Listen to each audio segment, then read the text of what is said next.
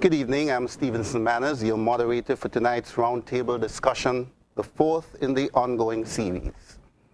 In today's world, media has become as necessary as food and clothing, as ubiquitous as air. It can be accessed in the living room, in the automobile, and on the smartphone. But is it for good or evil? Does the media in St. Kitts Nevis serve the best interests of the masses and the greater good, or narrow political interest? Is the media fulfilling the role of the Fourth Estate, thereby ensuring that our governments are kept honest and accountable?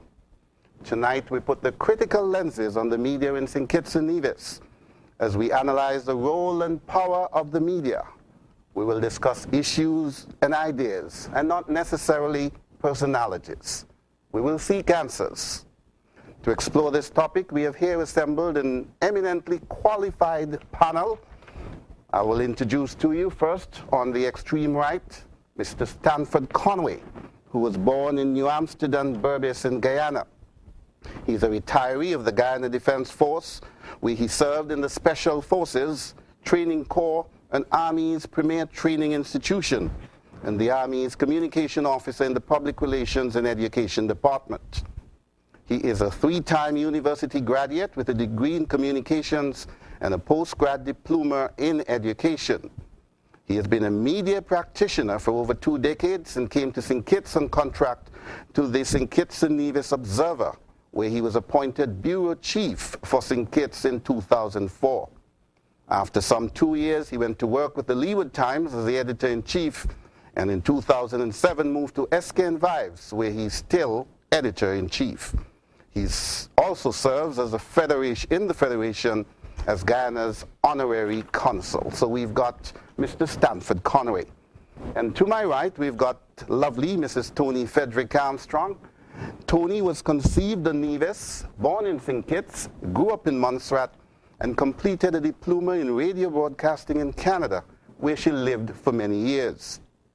Toni returned to St. Kitts in 1998, and after stints as a teacher and human resource manager, she joined Win FM in 2002, a journey that has seen her try her hand at all aspects of the business, both on air, behind the scenes, and in administration. She presently works in the newsroom as senior broadcast journalist and is Friday's host of Voices. Toni has also had the opportunity to travel for conferences, workshops, and media training. In 2011, she won the Excellence in Caribbean Agriculture Journalist Award for radio, was one of 50 journalists from around the world who was selected by the U.S. State Department to cover the presidential elections in 2012. And last year was a presenter on online safety and the journalists at the UNESCO World Press Freedom Day Summit in Curacao. On International Women's Day in March 2014, Toni was recognized by the Department of Gender Affairs for her communication to media. On my immediate left is Mr. Val Henry. Mr. Henry has had over 30 years in the field of mass communication. He graduated from the University of the West Indies in 1992 with honors in the field of mass communication, art, and political science. He also holds a postgraduate diploma in mass communication, specializing in news writing.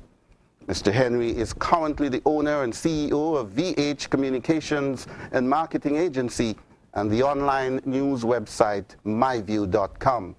He's also a leading marketing and communication consultant and has undertaken numerous training programs in these areas. Val Henry is a former senior announcer at ZIZ Radio and Television and a former correspondent for the Caribbean News Agency, CARNA, now known as the Caribbean Media Corporation, CMC. And finally, to my extreme left, we've got Clement Ogaro, who comes to us tonight from the tiny village of Boyds, where he developed his communication skills at an early age at the Trinity Primary School.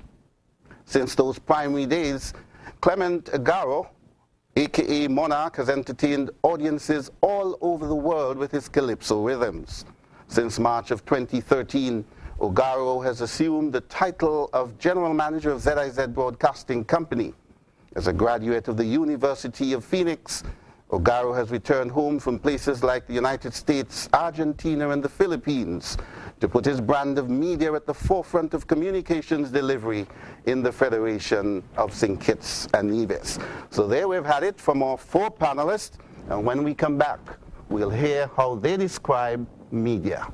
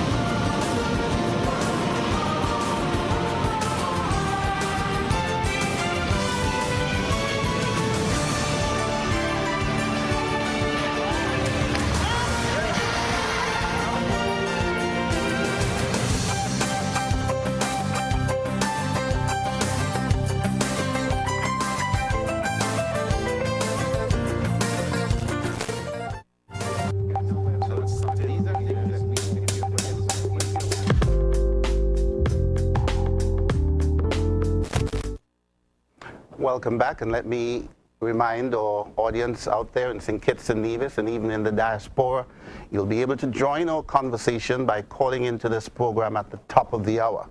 But let me swing to the right and go to the veteran Stanford Conway. You've been in the media for over 2 decades. What's your definition of media? My definition is that the media can be defined as communication channels through which news, entertainment, education, data or promotional messages are disseminated. The channels used are radio, newspapers, magazines, billboards, television, direct mail, telephone, fax, and most importantly, the internet. Very comprehensive definition. Is there anything anyone could add to that? Smoke. Smoke.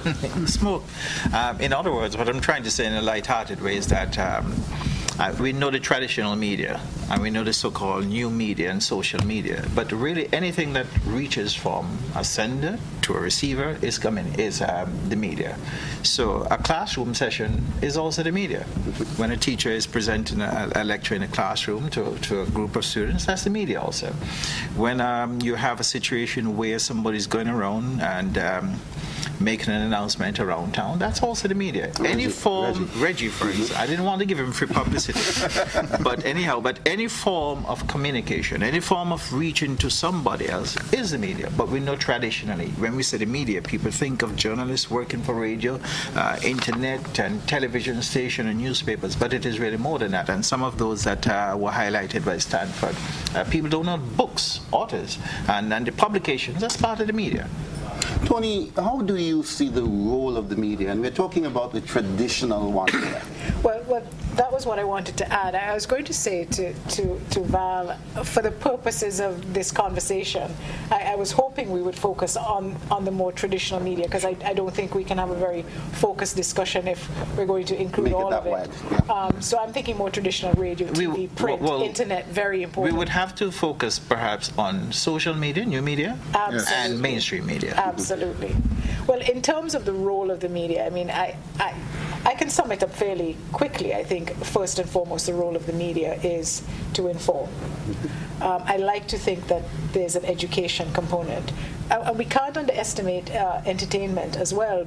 As a matter of fact, there's almost a push these days, you see, that in order to keep the attention, in order to get to the listener or the reader, you have to put on the bells and whistles, and you have to lure them in with a little bit of flash and dash.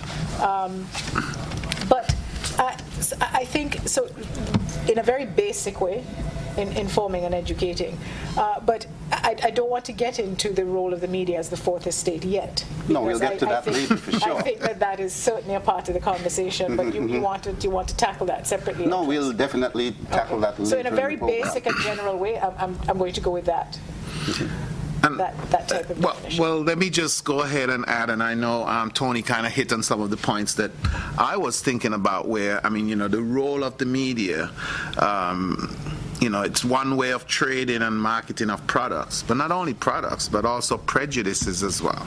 And the media, of course, it claimed to be governed by righteousness and equity sometimes. But we have a lot of, stuff that goes on. And I think I'm not saying it, I hope I'm not saying anything bad or knocking us per se, but I think that, the bells and the whistles that you mentioned, Tony, those are important. Those are important these days. It's just how it's done. They're important for this reason. And going back to the question, the role of the media, and they're all that has been said. But really, truly, the role of the media is to convince and to control. Convince and control. Let me put it this way. That's very cynical. No, it's not cynical at all. Don't look at it only in a narrow form. If you have a business, let's say you're one of the businesses downtown that sell the best chicken, your job is to convince and to control the customers coming back to you. Correct. If you're a politician, your job is to convince and control. So look at it in a broad sense. Well, and when you narrow it down, it is really to convince and to control, to do something. Very interesting. I'm in agreement with what you're saying there. But let's look at, we're talking mainstream media. Let's look at mainstream media. I have a business. I want to own and control the people so that they can buy my product. But I need a channel. So I'm going to go to Val. I'm going to use Val now. I'm going to pay Val because all media houses, they depend upon advertisement to pay the workers. So I'm going to go to Val, and Val is going to design the advertisement that I need to control and to own the populace as my customers. But going back to that, I had scribbled something here to say that what I found in St. Kitts and Nevis from the time I came here in 2004 is that, like millions of people the world over, many individuals do not understand the role of the media. What they perceive journalists as, for example, they perceive us as a group of people, inquisitive individuals, so to speak. And why? Pursuing them and even invading their privacy to get information of an event or an issue that they may deem personal. But they tend to forget that that's our job, to make it known to the public what has transpired, what is transpiring, and what is to come. But they find, on the other hand, there are many of us who practice journalism. What we do. In those people's perception, because there's a category of journalists, us, we, what we do, we are glory hunters. Glory hunters. Glory hunters. Many journalists are glory hunters. In the sense that, in their quest for fame, they color most articles. Very interesting concept. Right? They exempt accuracy and omit balance and fairness. We find out. Are we the right person to be having this conversation? Yes, we are absolutely the right good, people good. to. You really should be the honors happening. But what's happening here, Stanford is getting ahead of us, ahead of the game. You're giving us a mouthful there. Some of those matters we're going to focus on a little later. But let me swing it across to the general manager of ZIZ. And Val, you've worked here as well in the 80s. ZIZ is the grandfather of all media in St. Kitts Nevis. Radio came in 1961. I believe television came in 1973. I know you will tell us that you're far more liberalized today than you were 10 years ago, that you're evolving. I hear that talk all along. Where is ZIZ as the pioneer, the grandfather in its liberalization move? Where are you at the moment? I think we're at a critical point in our history and evolution in terms of the media here in St. Kitts. And I think one of the reasons for that is because of what we call new media. Traditional radio, ZIZ has remained constant throughout, 53 years? Interesting choice of words. Constant. I guess he means as a feature. Because we're talking about evolution. Okay, well, how far have you come now that you've celebrated your 53rd anniversary? Are you keeping up with the Joneses, the new media, for instance? Oh, absolutely, and that's where I was going when I say, we have delved into new media. I don't think some of our listeners are either old enough or young enough to find our Facebook page, but we're there. We modernized our website, I should say, and so I think there was a time maybe when ZIZ became stagnant and was laying flat for a while, but I think there's a rejuvenation, and I'm not saying it just because I am well, the here, callers later will let us know. But I'm absolutely certain that over the past year that I've been here, we've seen an evolution into areas where you probably wouldn't have thought ZIZ would have gone. And so that's a good thing. There's still a lot more distance for us to jog, and sometimes you're gonna have to run as opposed to jog. But I think that we're at a critical point where staying abreast, and I think we get tainted all along because, of course, we're the media that is owned by the government. And I know that's one of the issues We'll get to that for sure. that you put down. So, whether it's unfair or not, I don't know, but I work in the media, so once people are talking about you, doesn't really matter what they say. Val, as somebody who worked here in the 80s, ZIZ, as government-sponsored media, as a pioneer, the granddaddy in this business, has ZIZ come far enough? It has, but let me say this, and I'm going to be, I like to do full disclosure. ZIZ is my twin. You work that out how you want to work I know it you out. were born You work in it out. March Work it out however you want to 1961 work when it ZIZ was opened. Okay, no, the same afternoon. Same afternoon. History in the making. I had the opportunity to write ZIZ history a couple of years ago when they were having their 50th anniversary. So I created a magazine. And I'm going back to the question as to the role of the media.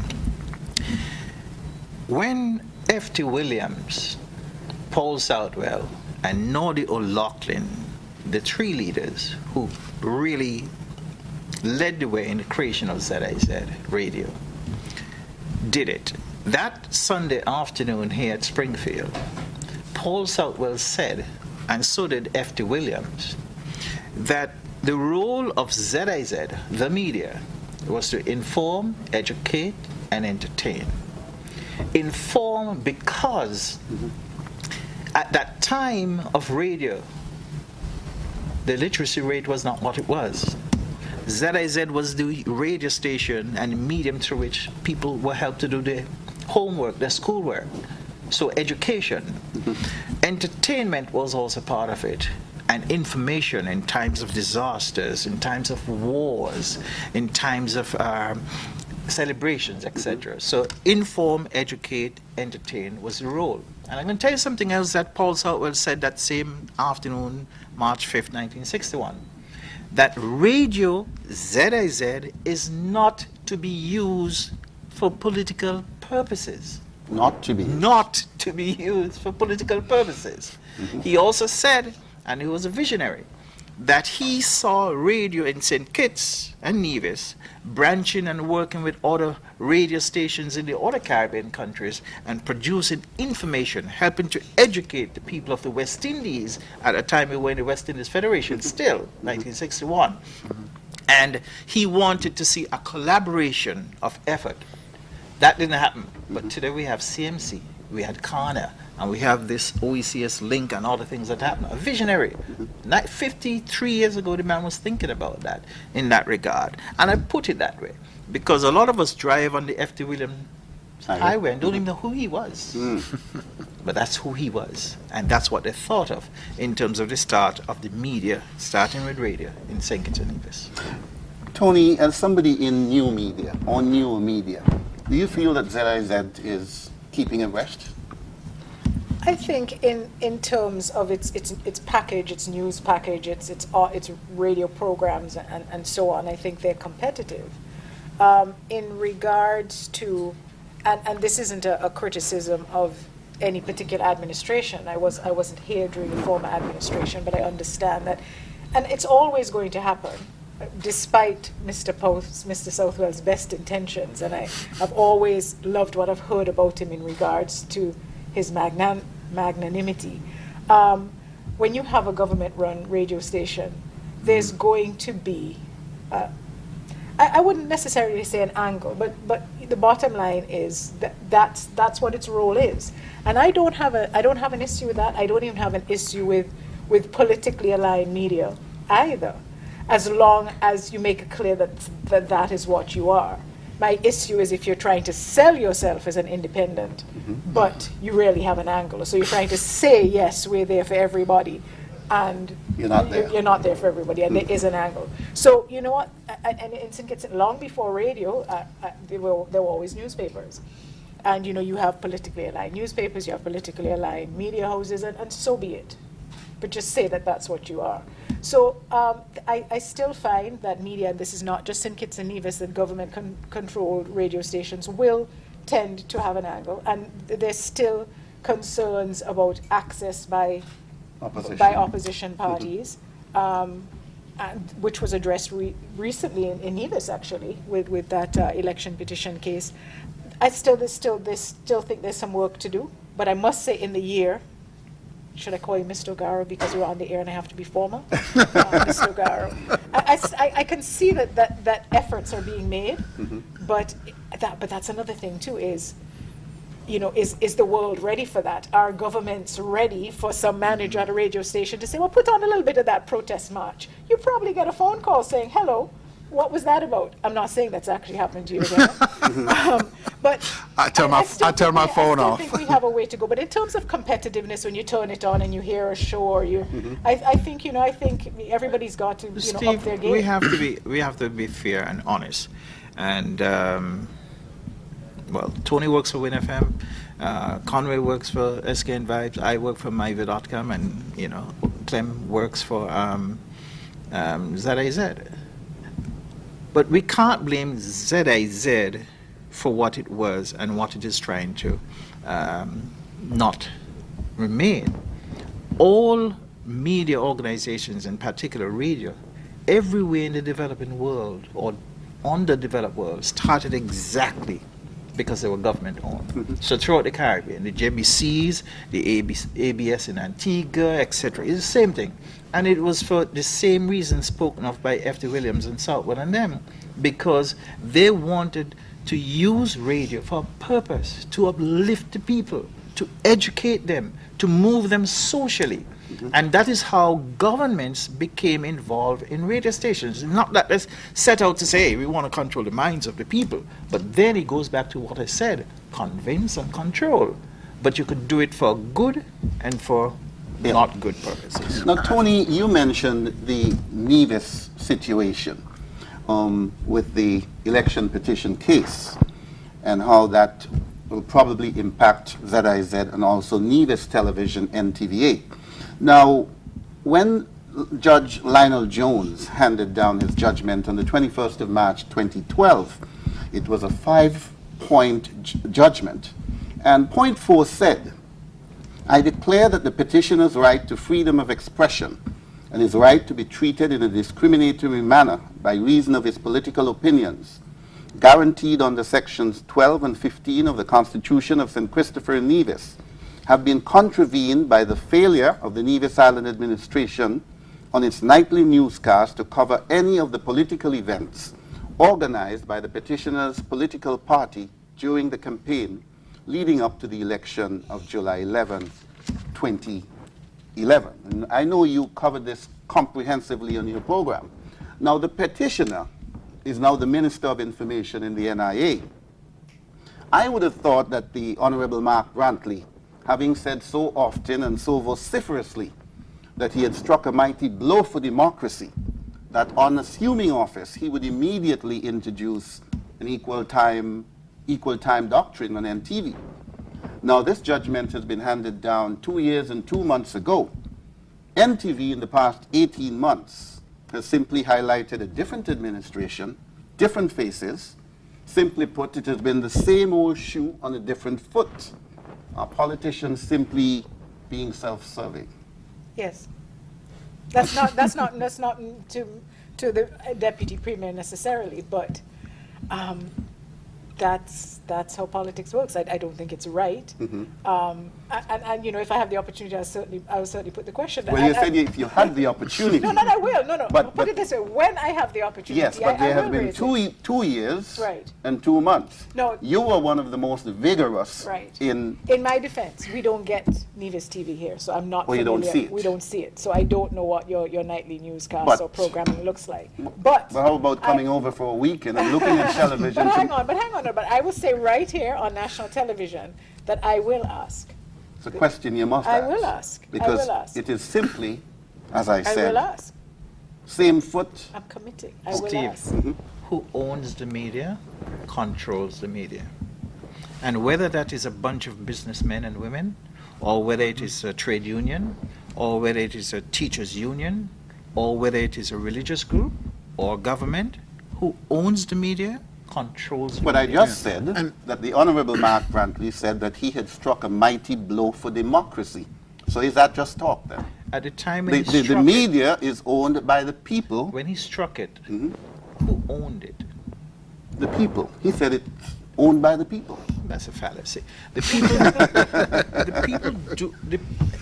Yes, I understand what you're saying, and I agree with that. But if we are going to be talking about the politics of the media, we have to look at it in its wholesomeness, and we can't fool ourselves. I worked at ZIZ in a newsroom for about 6 years. I know the realities of censoring. I know the realities of pressures. Exactly where you're sitting here right now, I've had those experiences. Okay? It's never going to change. Never going to change. Has it The improved? more we change, Has the it more we improved? remain the same? No. Has it improved? Certainly, especially in terms of ZIZ. It certainly has changed.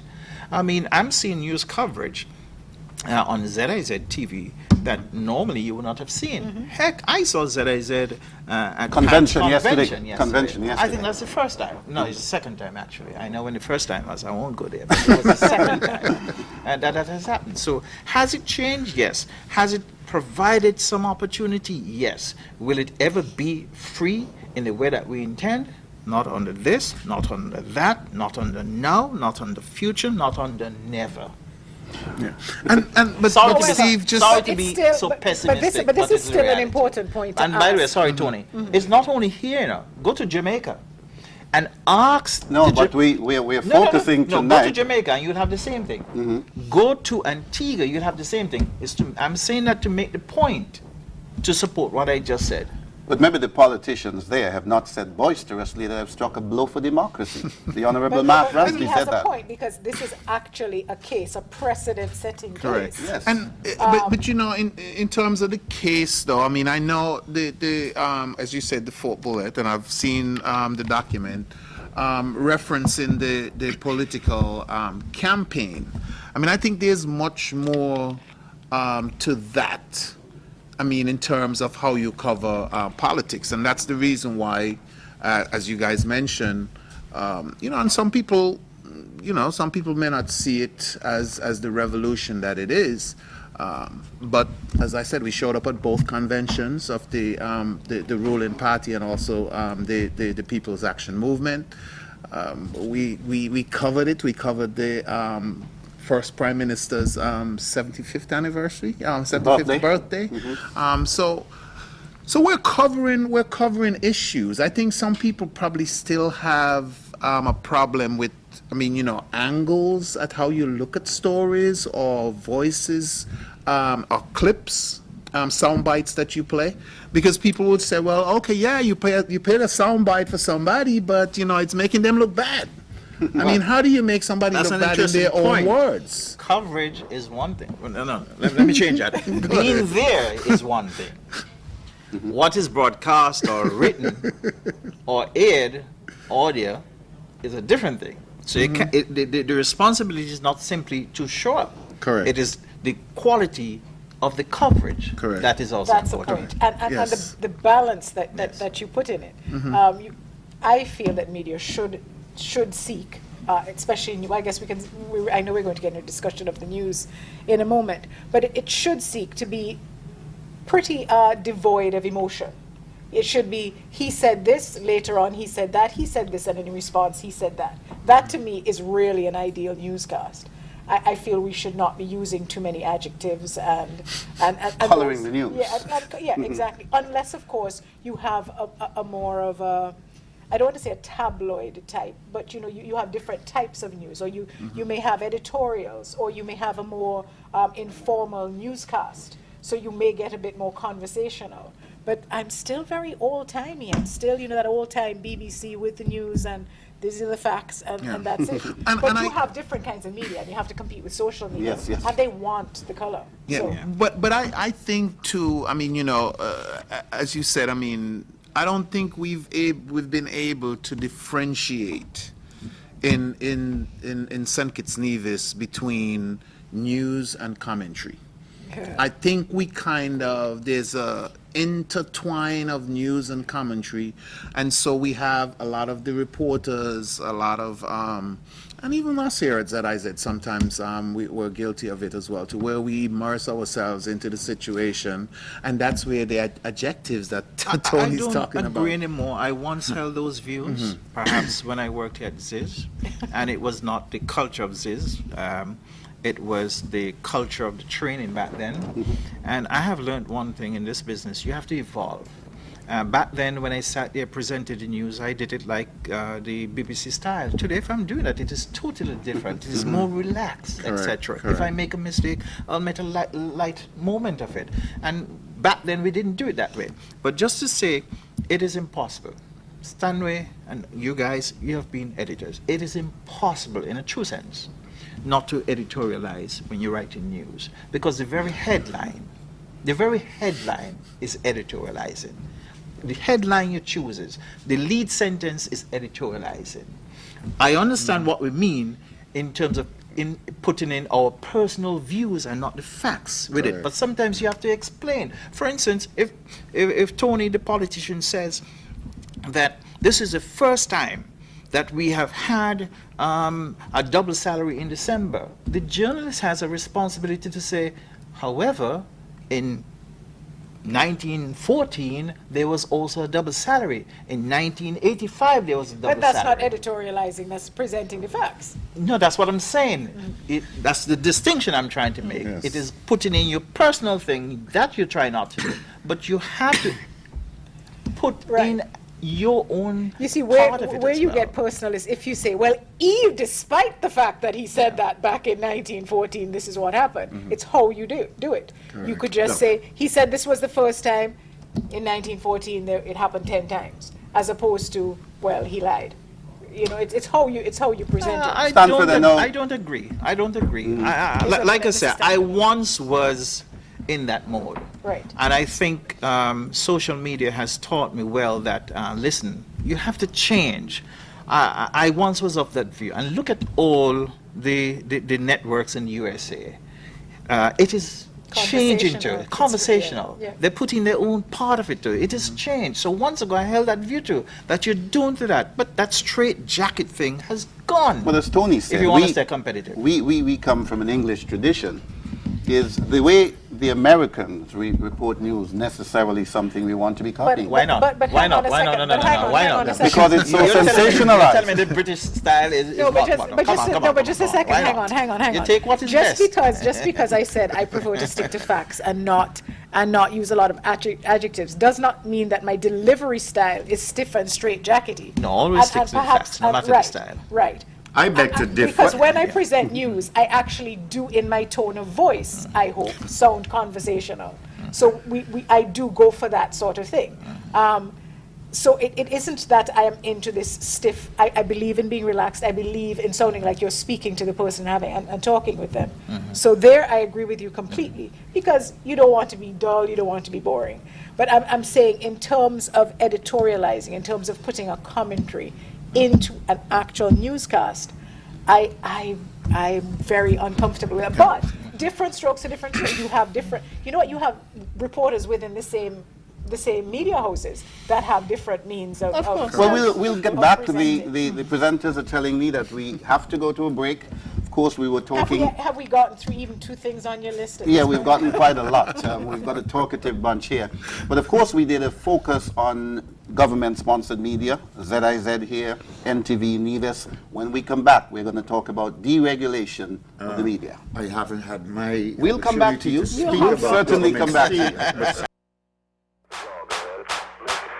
Sponsor live cricket action on ZIZ Television and be a part of the action. The West Indies International Home Series, June 8th to July 6th. West Indies versus New Zealand, August 20th to September 17th. West Indies versus Bangladesh, and July 12th to August 16th. It's the Lima Call CPL 2014 games. Sponsor any or all of these games. The choice is yours. Packages available for all businesses. Call our marketing team today. Sponsor live cricket action on ZIZ Television. You like drinks with sugar because they give you energy. But having just one each day equals 50 pounds of sugar a year. So that quick boost of energy you get can also cause sugar or diabetes, damaging blood vessels everywhere in your body. But you can break this cycle by making one small change. Drink plenty of water instead. You'll still have energy and you'll feel better too. Disability don't pick out. Anybody can get about. So they don't deserve no knockout. Hey, help your fellow man. Just one fall or an accident could put you out real permanent. So be compassionate and decent. Hey, help your fellow man. Disability, not inability. Anybody could get disability. Take this out and disability. Hey, help your fellow man. Old and young could get disability. Rich and poor could get disability. You and me could get disability. Hey, help your fellow man. This message is brought to you by UNESCO through its funded project for persons living with disabilities in collaboration with the Ministry of Community Development.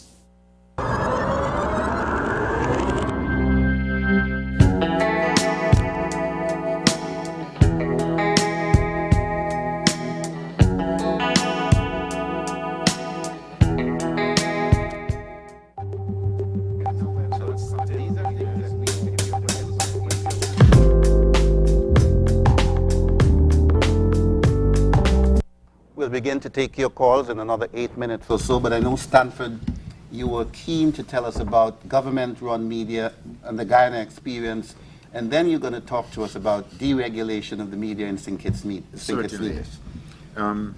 While you had your discussion about government-run media and we were talking about, my friend Val was talking about the straight jacket, and Tony was saying that the use of adjectives should not be there. I think that I go with Val where the straight jacket style is concerned. It must be conversational. We have to change. We are talking about the media, a revolution. We're moving from one stage to the next. It's competitive. How do we attract listeners and viewers, readers? Descriptive words are adjectives, right? And then we have to use those words to, the choice of words, the words that one uses will determine how effective he had gotten the message over to the people. But is it effective or how embellished? No, especially from myview.com and SKN Vibes. We are print. Yes. We don't have the benefit of TV or radio where and they Tone get you of the voice. tone and all of that. Correct. Yeah, Exactly. So, So we have to use those. Well, we should use differentiate. Well, we adjectives. should differentiate. We and have to perhaps, use yeah, adjectives Yeah, okay, that's to different. get our story over. Now let me come back to government-run media. I've written something here saying government media are part of a government which functions as its mouthpiece. I don't know if you see that with me, but it functions as the government's mouthpiece. It is also called state-owned media. A media that works for mass communications, which is ultimately controlled and funded by the government. That is what we speak about when we talk about government-run media. But what happens? Some people are saying that state media in many situations may be used to promote the regime in favorable light, vilify opposition by launching smear campaigns, give skewed coverage to oppositional views, or to act. Are we talking as a about St. mouthpiece Kitts or to Guyana? advocate the regime's ideology. I have to ask that question. Right? No. I'm sorry. Why Go I'm ahead. saying that? I come from a country whereby you find that for many, many years, from small growing up, there was a state-run media. And all media houses have their own policies. As the editor-in-chief, or editor for whichever media house, you would find that I have to abide by those rules that govern the media house, rules that govern me, what we would call the editorial policies. I have to work with those.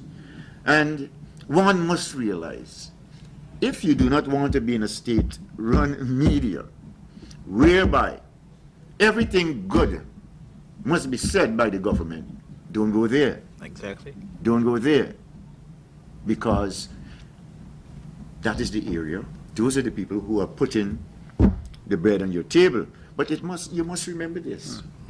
When we say government, in its true sense of the word, government should be the people.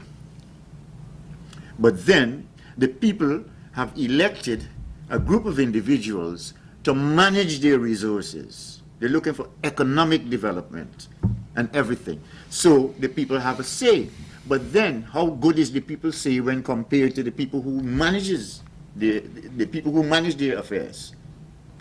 So therefore, when I look at state-run media, there is something that can be done. In the sense that you brought up this issue on Nevis with Mark Brantley and what the case may be. I won't delve into that, but I would like to say this. Competition makes one better.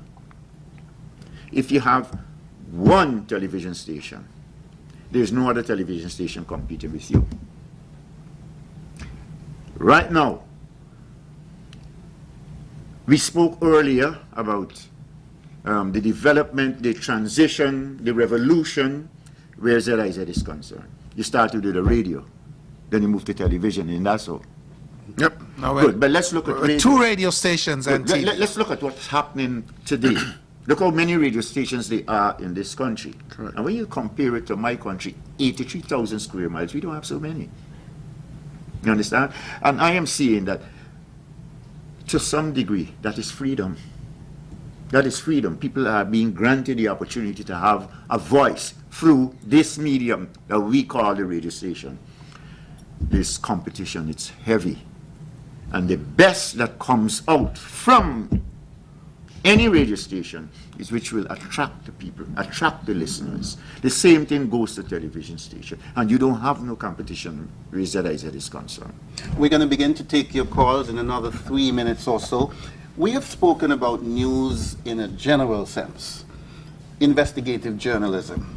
I don't think there's enough of that at all. And I believe that digging for facts is a better mental exercise than jumping to conclusions.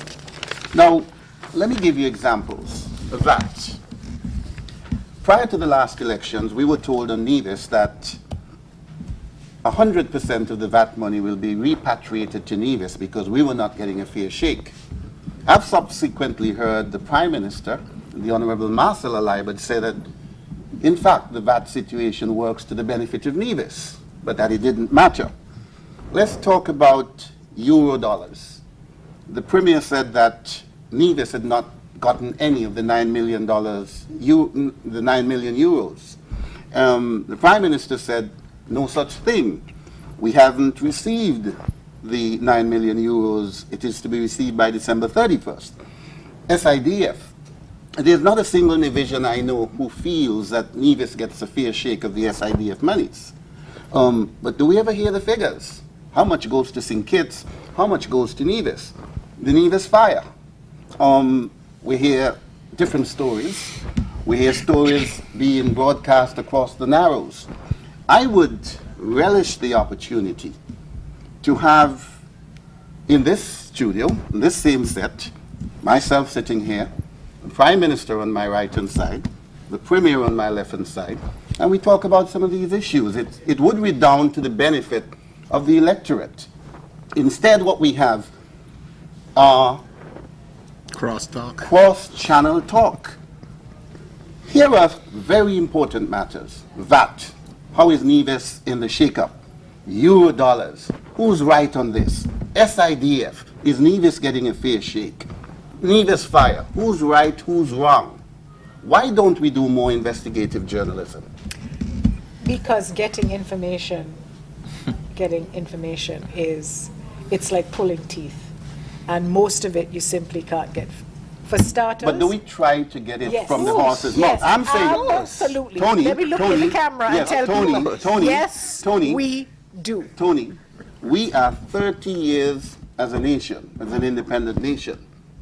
And in those 30 years, no Prime Minister of St. Kitts and no Premier of Nevis has ever sit on the same set, looking into the camera as we are doing tonight, to tell people the real facts. But that doesn't mean we haven't had investigative journalism. As a matter of fact, I understand what you mean by investigative journalism. But every bit is investigative. But hang on, the thing about the debates and so on, those are issues to be covered. Yeah, that's a little different. But that's in not regards, a debate. No, that's not a debate. But in regards to investigative journalism, let me just tell you something, right? What happens is people think when they don't hear us doing a story, everybody knows, oh, well, I hear such and such a company is, in bad financial, whatever we're hearing. It's not that SKN Vibes and My View and Win FM are not covering the stories. It doesn't mean we're not beating the street and pulling our hair out and camping out outside people's doors to get information. But you can't get the information. Precisely. And let me tell you something, unless we have a Freedom of Information Act, that will be a start. Exactly. Because you want to be able to go through the documents. That means that we will have access and we don't have to depend on anybody to give us information. Then you have the issue where nobody wants to go on the record. I don't even go out anymore, you know why? Because in the grocery store, you know what? I heard such and such a thing, and this is what's going on. I said, well, are you prepared to go on the record? Well, so nobody wants to go on the record, and I am not going to do a story saying he said. And when you hear us in the media say, My View understands and reports indicate, that is a fact, you know. That is somebody who spoke to me off Val, off the record. But Val is so sure of that information and so convinced of the source that he's prepared to state it. But all he can do is say, My View understands, reports indicate. But it is an absolute problem. I don't know if it's fear, I don't know if it's repercussions. I am telling you as I sit here. Both governments have introduced integrity in public life. No. That's not what I'm No. talking about. I know. No, but I'm no, saying, no, Introduced, not passed, introduced. Well, You admit it. well, depends on that definition. So why not freedom But of that information? definition I would could be like to, misleading. I would like to know, but let me tell you, it is an issue. And I mean, there's some things you're just never going to get, and you hear snippets Yes. of. But me, if I don't see it, hear it, talk to the horse's mouth, and let me tell you something about going to the source. I heard recently, and maybe people will know from what I'm about to say who it is, but I will not call their name. I heard recently that a top public official's car burnt up. I kept hearing it, and but police didn't even know if there was a report. This was the conversation I had with the person. They answered their cell phone. Good afternoon, Mr. Whoever. Let's say it's Mr. Henry. Good afternoon, Mr. Henry. This is Tony Frederick from NFM. No response. Mr. Henry, I'm listening. Mr. Henry, a public official who's paid by tax dollars, right? Mr. Henry, just in this tone of voice, I understand that your car either burnt up or was set on fire. Can you confirm that? I have absolutely nothing whatsoever to say to NFM, and they hung up on me. Sometimes Let me- even with let a me- murder. before you- Sometimes before you even get with into a it, And murder. I'm using that You're as an trying example. to find. I went to the source. Yes. Now what do? You know what? I'm just Sometimes not- even trying to find, is it true that that there somebody has was been a shot dead. homicide? Yeah. And you can't even get You have to anything. make 10 phone calls. Yes. So that is why sometimes the Unless police you would see- have difficulty with the media and say one is sensational in the reporting, but they don't provide. Sometimes simply, is it true that the person was shot? And you can't get it. And listen, sometimes, Just can't get it. sometimes, you know, Steve, Mr. Manners, It's all right. Steve is okay. sometimes, you know, you will be there. Maybe you see the body and it's covered up, or, you know, you have a really good source like your auntie saying, I'm looking at the body on the thing. No. We would prefer to be able to say police police. have confirmed. Yes. And I am telling you, mind you, it was getting really good. The last week or two, things have kind of gotten strange with police information, but they were getting really good about providing information. And sometimes you call and say, look, I have got like 10 eyewitnesses said that somebody just got shot down. Can you confirm that you're all investigating a shooting? Oh, run. So you end up saying unconfirmed reports. You know it to be a fact. Let me, but let police me, won't let me confirm. remind our listeners and viewers, though, that you can begin to call into So the I say program. that to say it's not that we're not attempting to investigate, getting the information. Like pulling teeth. But no, what needs to be done? What you know about the Berlin Wall? It needs to come There is down. no longer a Berlin Wall. 1989, it Well, came down. we need to have that done in the Caribbean and What's St. our Kitts Berlin and How Wall? do you do that? What's our Okay, Berlin Wall? how can you do that? Is that these people, what we will call the power brokers, and when I say power brokers, I'm speaking with politicians, I'm speaking with people in society. As you know, that no one in society that is in the public office, where the eyes are on him, the media, the watchdog, that when we go to ask some questions that just came out of here, there is the Berlin Wall. You can't go further. So what we would do, you may have a source, and this source is in the same environment where this individual has an issue or an event that they didn't want to make public. The media houses get word of it. You call that person, he or she doesn't want to speak about it. All they will tell you, especially if you call, especially some government offices, first thing, good morning. My name is Stanford Conway. I'm calling from SKN Vibes. I need to speak with X person. Where you say you're from? From SKN Vibes. Hold a minute. Let me see if that person is in. But Now, when they go, I want to add. I want to add let to him this speak point, that though. point. they're going to make whatever statement they have to make to the person. Look, I'm not around. You're calling on the phone numbers that they had given you 2 years ago, still in existence, voicemail. How will I carry that story?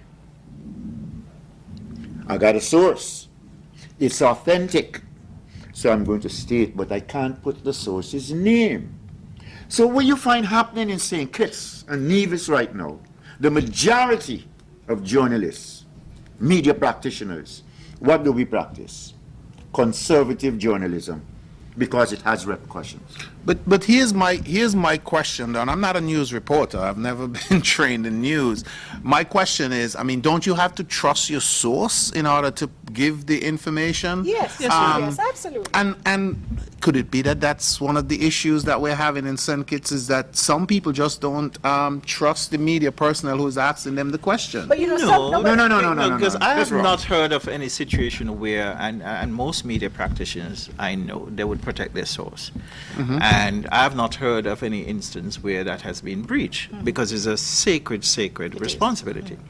And really, people just don't like to give information. Yeah, they just don't yeah. like to give information because they're fearful of repercussions to them. Not that they would not like the information to get out. So sometimes they facilitate through surrogates in that regard. But it is really, to go back to your question about investigative journalism, a lot of it happens.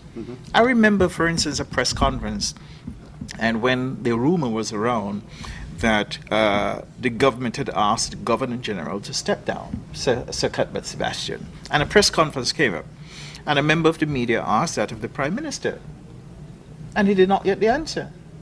He tried to probe and he didn't get the answer. So I mean, sometimes you do meet those stone walls. Mind you, I do think that at the time the PM may have been caught off guard, but he shouldn't have. Because he's an experienced politician, he should have been prepared for that question, because the rumors were abound in that regard. But sometimes when politicians especially, not only those in government, because those in opposition too, when they come up against tough questions, they try to duck and duck and duck. I had a reporter working for myview.com one time, tried about 5 calls to a politician, who is also a friend of mine, couldn't get them. You know what they did? One morning very early, they went by their office, Camped out. and they stayed right there until, and as soon as he stepped out the door, his foot, both feet weren't even open, and the recorder was in his mouth. So sometimes you have to do that. It is difficult getting information in St. Kitts. At the end of April, though, I was sitting in the parking lot in the car listening to the Prime Minister's monthly press conference, and a secondary school teacher, came up to me and said, "Is there any Prime Minister anywhere in the world more accessible than Prime Minister Denzel Douglas?" He had just been over to Nevis. I did an interview with him. The person was aware. He does a show every Tuesday morning, Ask the PM. He does monthly press conferences. I would think that in this dispensation, politicians are more open to the public. But you're telling me that it is still a very difficult thing to Because get you're in- making the mistake we made earlier on. It is not only about access, it's about information. I can give you access to me. I can tell you can come in my yard, but when the rain starts to pour, you can't come inside for shelter. So access is one thing, and that's good. And I must say, our Prime Minister has provided great access. There's no doubt about that. And so too other politicians, because there's hardly a politician in St. Kitts and Nevis that I call who will not accept the call. And I'm sure it's the same for Stanford and Tony. Okay? Sometimes when a hot topic is around, all of a sudden the phones don't work. Yes. That's That true. is a lime problem. That's true. But the other thing about that, these politicians, I am not pointing fingers, but on both sides of the divide, so to speak, you need to get answers. So you call the politicians. You're not getting through.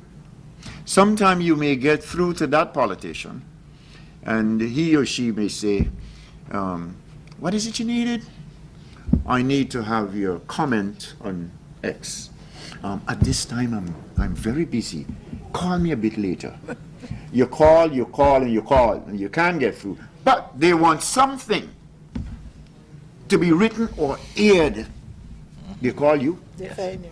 they find you, and they get 3-4 different numbers, you know? And they find you. I've had some politicians who do that, and they'll say, "I'll call you back." I'm not going to name names, but there is a politician in St. Kitts and Nevis.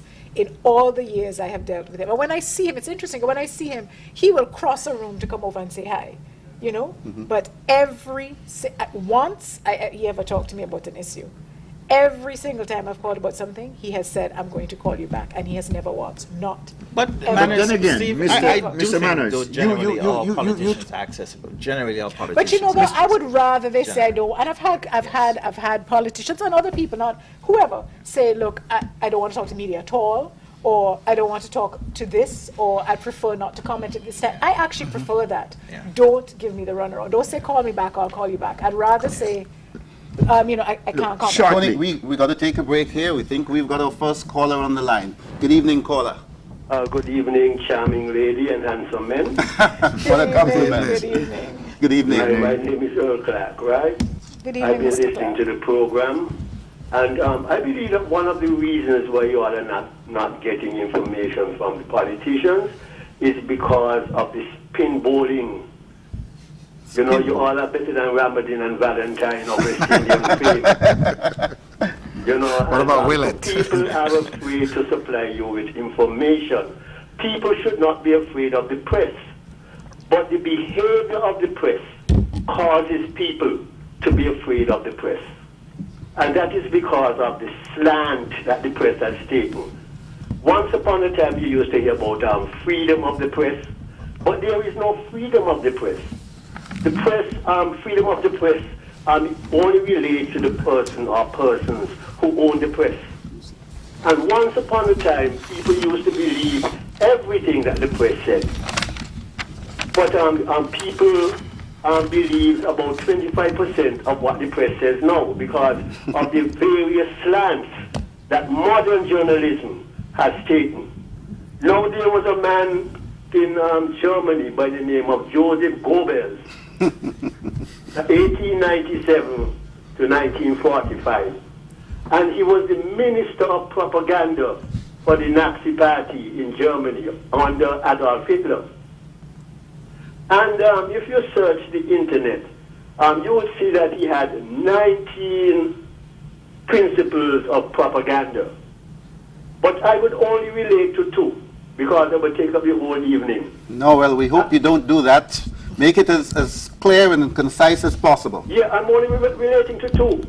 2, not the 19, 2. And this is what he said. Propaganda must label events and the people with distinctive phrases and slogans. Does that sound familiar? And then he went on to say that propaganda must be boomerang proof. Caller, we want you to wind that down as quickly. We've got 3 callers holding. Yeah. The BBC Broadcasting Corporation used to be free. When anybody wants any information worldwide, they go to BBC. When Margaret Thatcher came into power in 1979, I think it was, 1979, and the workers at the BBC said that, they do not allow the government to dictate what they should say on the news. Margaret Thatcher said, I am in charge. And you would write what the government wants you to write. And so the whole face of the BBC changed because people could no longer rely on the BBC for real unspinned, let me use my own invention of a word, unspinned news. And so BBC and CNN and all the rest have become alike. And this is the same thing that is happening in St. Kitts. Very few are the radio stations you can Caller, listen to certainly and we want expect to get. Caller, we want you to wind that down now, please. Good information. Thank you very much. Thank you very much, first caller. We go back to the telephones. Hi, good evening, caller. We probably missed that call. We got another one? Hello? Yes, good evening, caller. Good evening to you. Hi. And good evening to the panel. Good evening. The power of the media, that's what I understand they said. And I would start there. The media forms, influence, and directs opinions. The media, as well, creates avenues and creates trends. Now, the gentleman, Conway Akers from SKN Vibes, spoke about difficulty that he meets once they hear SKN Vibes with respect to some government officials. And I'm glad he said that. Last week, 3 days in quick succession, there were shootings in Nevis. 2 days successively. Not a word on Win FM, My View, or SK and Vice did I see. But if a bullet is launched from the gun in St. Kitts, it's all over those very media. Now, the point is, if that kind of journalism is practiced, do you believe that persons who are on the end of the onslaught and see others being saved from what could be possible humiliation, do you think that that person would feel the same way forwarding information to you? Thank you, caller. And let me say to the other persons calling in, we're going to be very sharp on the time. You're allotted 1 minute. We can't afford in the next 40 minutes to have long discussions. We want to get as many people in as possible. Any response to the caller? Yes, certainly. You're already asking that? Certainly. The last caller spoke about the shootings in Nevis, 2 shootings, and he did not hear anything from Win FM. He did not see anything from SKN Vibes or My View. I want to believe, Mr. Caller, that you were wearing wooden spectacles. Both, we had one article that covered both incidents, shooting incidents. We had the names of the individuals, and the names of the individuals only came from sources. When we asked for confirmation, we got confirmation for one of the names from the police public relations department, but nothing on the previous day's shooting. We got it, and it is a fact. Both shootings were factual. But how can we disseminate information to the public without not having them from the source? And when I say the source, the police. The police. And sometimes that's difficult, especially with Nevis. Especially If with you Nevis. should look at it Nevis. right now, and I think both of you can confirm what I'm about to say, we are going to get press releases. And hear what the press releases say. We can all recite it. Yes, it will just say, man shot in. No. Police not got a even. call at 12:45 that there was a shooting in Connery. The crime scene and the special services unit responded. Continue. The crime scene was processed. Yes. And the Evidence was taken. But how? Here's my question though, as a non-reporter, how do you get behind the scenes? Because what I'm hearing here is that we're never ever gonna get the story because we're dependent on the police. The police don't want to talk to us. So how do we get But Your you know, presence, know your you have presence. to Hold it for a That's why minute. Nevis doesn't get Hold it for a covered minute. as well We've got by another us. caller Right. on the line. Good evening, caller. Yes, good evening.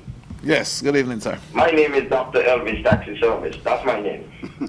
I just want to inform, good evening to all of you. Good evening. I just want to inform Mr. Valeni. He said that on the opening remarks, that he's a twin to the ZIZ radio station.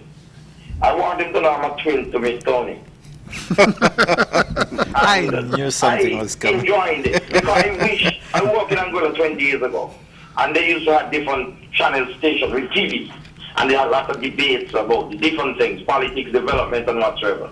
I wish that if you even don't have another channel when it comes to the TV, I wish that we could have something like this with a lot of educated people. I feel all they're doing a very good job, and I wish that we could get things like these, because when you look at that panel, it's like you ain't have no side of nobody supporting nobody up there. And I wish this is what we could see all the time.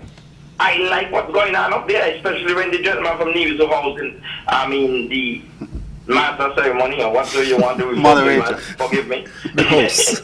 I'm happy because he's correct. Over a year and a half, 2 years they call it, a gentleman said this is what should be done. Up to now, nothing put in place. So we asking the question, where we headed? And these things is important. If we could get people come on the radio every week, People like this were independent. You say, remember this at the radio station, once it's for government, it is. But this look nice. I like this. If we go keep up this, let me carry on this every week. So maybe I can get some information to the Prime Minister and to instruct the Minister of information that this needs to be carried on every week. Thank you. Thank you very much. Thank you very much. Thank you very much, caller. Another call? We've got another caller on the line. Good evening, caller. A pleasant good evening to everyone. Great topic. And it's power of the media, right? Yes, you're right. But my swing on it this evening is about media ethics, right? And truthfulness require reporters to provide not only the facts, but also the context surrounding them. Truthfulness require a commitment not only from the journalist, but also from the organization he or she works for. Sensationalization, and I think Conway touched on it earlier. This happens when reporters put more effort into attracting and pleasing an audience than into reporting on the critical issue of the day. And unethical journalism. And I'll see a lot of this happening sometime, and news manipulation. News can be manipulated and be manipulated, government or by corporation. They may attempt news manipulate news media, government, for example. Wind it up, caller, quickly for us, please. Okay, I'll go straight into my question then. Okay. There was a great point made earlier about showing up to cover event, but the person who is covering have to act as professional at all time. And I saw that yesterday. That's why I said that the politicians are dividing the people, and some media personnel are doing the same thing. And the question, what is the objective of tonight's program? Thanks. I want to go to a point that you were dealing with earlier on, and the caller just reminded me of a 2 cent I wanted to put in when Conway was speaking. Access to the media for anybody in the public, no matter their political, religious, or other views, should be allowed. But it should even be more so when that media organization is owned by the government and paid for by the taxpayers. So going back to your question about the Nevis newscasts, etc., everybody should have access to that type of media, especially. However, but Nevis, just to say, Nevis TV is completely different to ZIZ. I mean, we battle with everybody here and all the other 13 radio stations in St. Kitts and Nevis to find money to operate. Yeah. True, we do get, we do get subventions, and these subventions don't come because the government just write a check and give it to us. I mean, these subventions come because the government has made a concerted effort to pay for all these programs, that there are a lot of people out there under the impression that these programs are free. The government can come whenever they feel like on ZIZ and start talking. They have to pay. Whoever That's is the the bottom government line. media, whether it is Ziz, Nevis Newscast, or wherever, it is a generic comment I'm making. Once it is taxpayers' money funding that, nobody should be denied access to it, especially with political information. And it is not only political information, every facet of society, of life, should have access to that. Sorry, a couple of quick things. To finish the point, it is difficult for us being here to get information in Nevis, to verify information. Here, it's as simple as that. I know more people here. You hear things faster here. By the way, people always say, how come you didn't have a story on this? You know why? Because we want. How do you find out? You find out because people know Mr. Conway's phone number and they'll send him a tip or they'll call Val.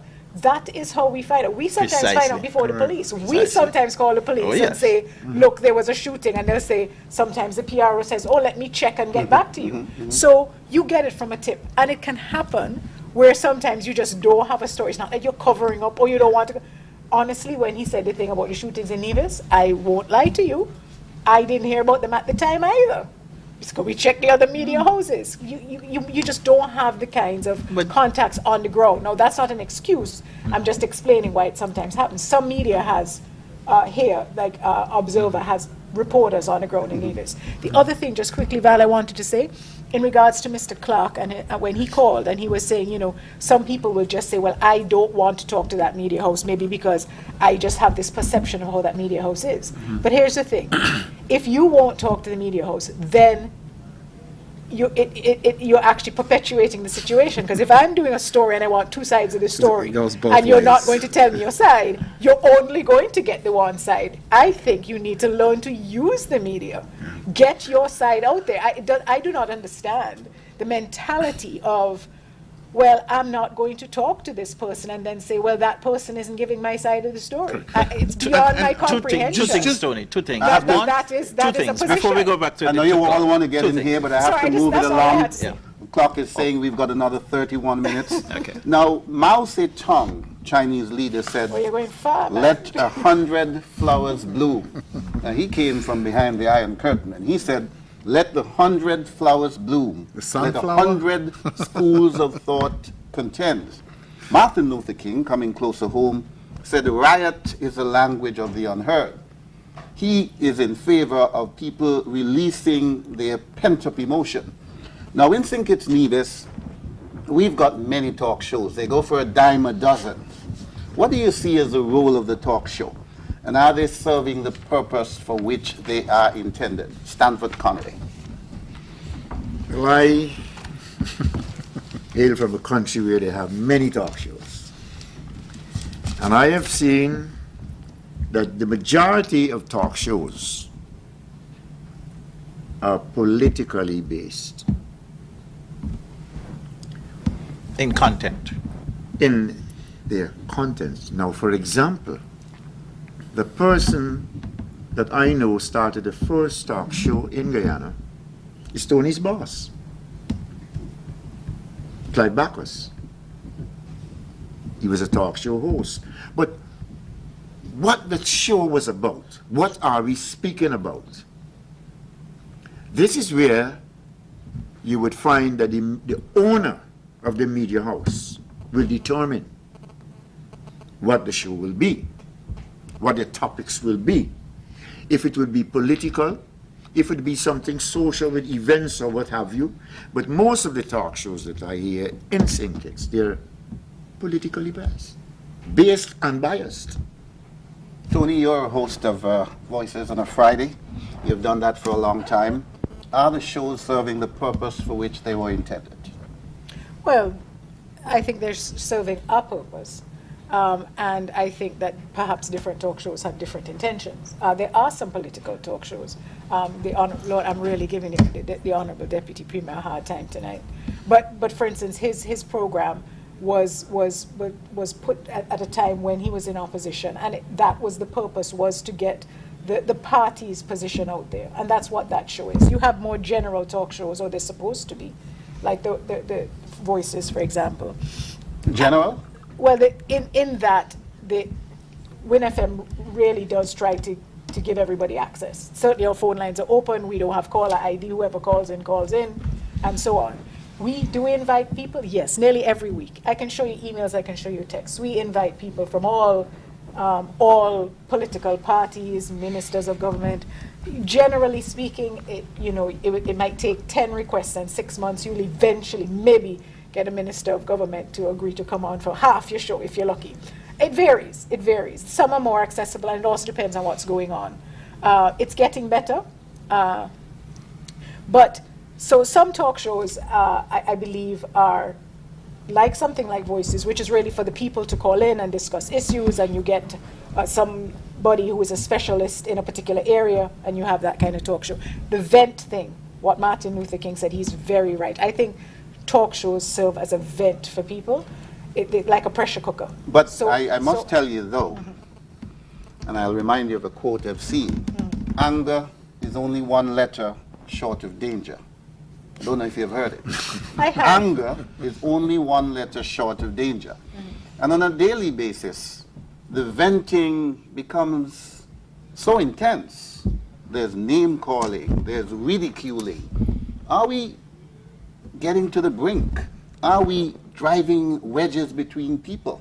Whereas Well- talk shows should maybe be bringing us together No, to discuss issues of the day. Hang on. I wasn't finished. Please allow me, because I have to sit in that chair Sure. and have people, yell at me a lot. Talk shows, I think, I completely, firmly, and absolutely believe in freedom of expression. And in my mind, I feel that talk shows provide people with that. There is definitely a problem for media houses in that, you want to facilitate freedom of expression, but it still has to be done responsibly. No, there are laws in this land for libel, slander, defamation, and all of those things. So this thing about, controlling what people say and so on, there are laws to take care of that. Media houses do the best they can. They have a delay system. They bleep people. They try and channel the discussion. They caution people about going down the road of defamation and so on. And then let the law take care of it. And I have no issue. I'd prefer if they didn't sue the media house while they were doing the suing, but they can, certainly. By the way, that's a whole other discussion I'd like to have, because I don't necessarily agree with that. But absolutely, I feel people have the right to speak. This is my opinion. I don't always like it. I agree with you. It can be very negative, but I wouldn't want. I don't like the alternative, which is don't have them or control what people say, or you can only talk about certain things, and then who decides what those certain things are? And the alternative to me is frightening. We've got 25 minutes going up to 10. We're going to take one comment on that, and then we're going to go to a break. One comment. You can't keep the lid on the people, otherwise you can have the danger. It is more dangerous that way. And talk shows are designed for the public to vent, to say what they have to say. We just have to control the channel of the water responsibly so that we do not offend people, defame people. But it is important for them to do that. When I came up with the name myview.com, it was not for Val Henry's views, it's for the public's views, my view. And it's the same thing in print here, for people to express themselves. I don't care. I've had stories on myview.com with people cussing me. Okay. Directly. And it is printed. And so people must be given the opportunity to vent, because there is when the extra letter may go on that word anger when you restrict it. I know you said one comment, but I have to comment on this, because for me, and yes, I have no problems with talk shows at all. I mean, I love talk show. I listen to talk shows, but I think when the topic of the talk show, or what should I say, the center of the talk show, I mean, it's one dimensional. And I think that's one of the issues that I see here in St. Kitts. And one of the callers mentioned, what are you guys doing here tonight? I think it was the last caller. What are we doing here tonight? What's the objective? And I think the objective is to get people like you to understand that, I mean, it's not always about politics, because people have a way of saying now in St. Kitts we don't have an off season. And I mean, I think the media has helped to perpetuate that. I mean, I'm part of the media, so I'm not taking myself. I'm not taking myself out of it. This is a talk show. Yeah. Exactly. What must be exactly my understood with point. talk shows is that every individual was given an opportunity because he or she is entitled to their own opinion. But here's the point with that, though, and I know you said you wanted a break. Here's the point with that. Yes, I don't have a problem with everybody getting, I mean, having an opportunity to express themselves. But I mean, why? I mean, I don't know. Maybe that's why they make these disclaimers, because I hear people come on and they say something and they say, "What? That don't sound right." And the media house brings a message that says, this is your opinion, not mine. So you remember what Eric Williams said about Calypso? Let the jackass break. Correct. Because that's how he finds out about what's happening with his ministers and in the country. With talk shows, that's how we find out. Nothing against talk show. I want to make a point here. With the print media, you would find that if you, as an individual, may send you write an article, this is opinion piece. You want to call it commentary or commentary. I do not see Hold on that point, please. We've got a caller on the line. We've got to accommodate the caller. Good evening, caller.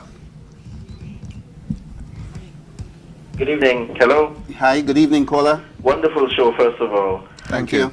I'll be quick.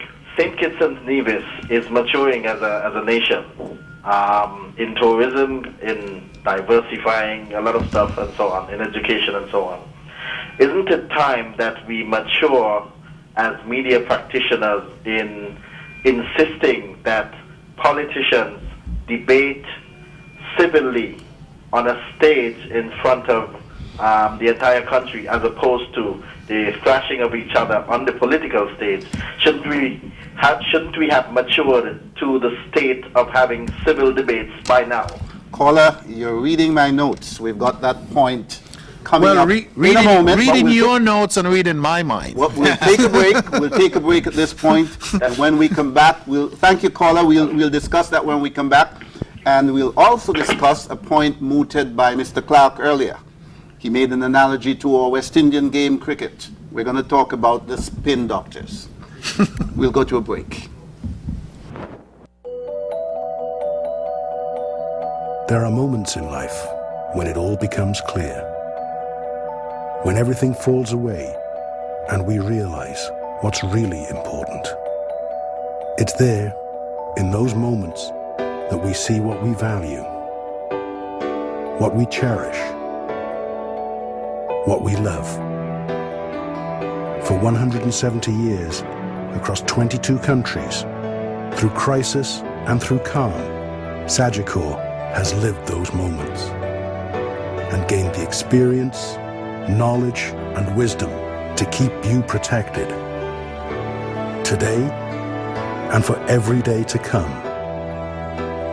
So whatever your needs, whatever you're going through, you'll know we've been there. Sagicor, wise financial thinking for life.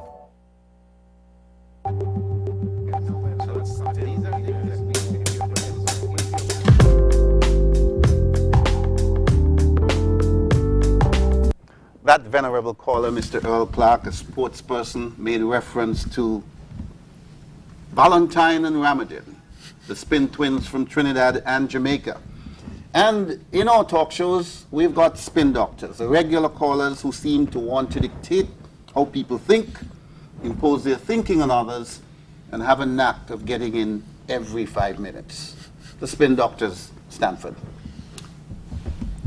Firstly, before I jump to the spin doctors, let me just clear the air. The point I wanted to make where talk shows are concerned, I was speaking about print journalism. We are talking about the media house. You would send something to me, I read it, and I say, no, it doesn't fit into our scheme of work because of what you have there. It may be libelous, it borders on libel, what the case may be. Now, that person will have the opportunity to call in on a talk show and make statements, but I'm saying that he or she will be given the opportunity to do so, unlike that where the print media is concerned. Precisely. Now, where spin doctor is concerned, we're talking about spin bullying. What Mr. Clark had really spoken about, Valentine and Ramadan, their time over. Hold your thought for a moment, Stanford. We've got another caller on the line. Good evening, caller. Hello, good evening. Good evening, welcome. Yes, question. Is there anything prohibiting, let's say, the media, if an incident occurs, to go and interview some witnesses as opposed to waiting for the police to say exactly what is what?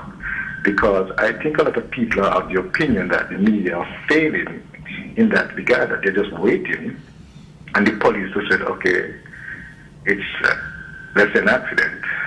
It involves these vehicles, as opposed everything is right in the scene, and nobody is going and asking questions.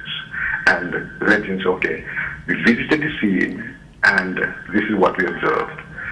Okay, we wait for further information, you know.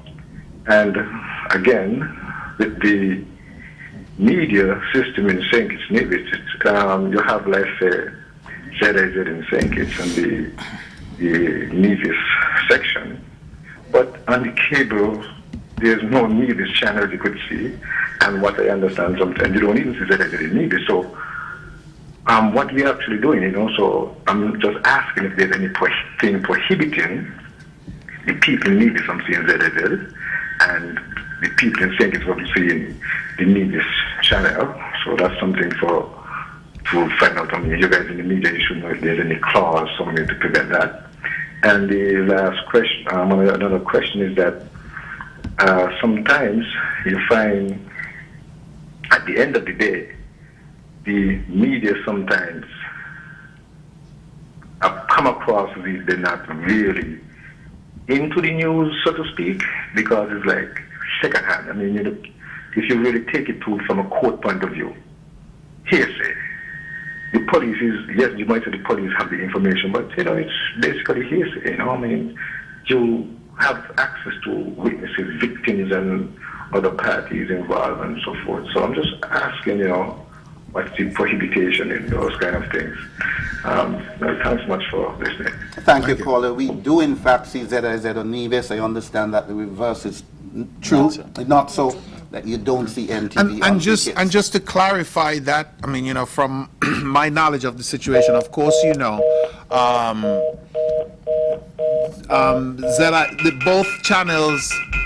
both channels are on cable, and these are two different cable systems, so they'll have to work out whatever arrangement.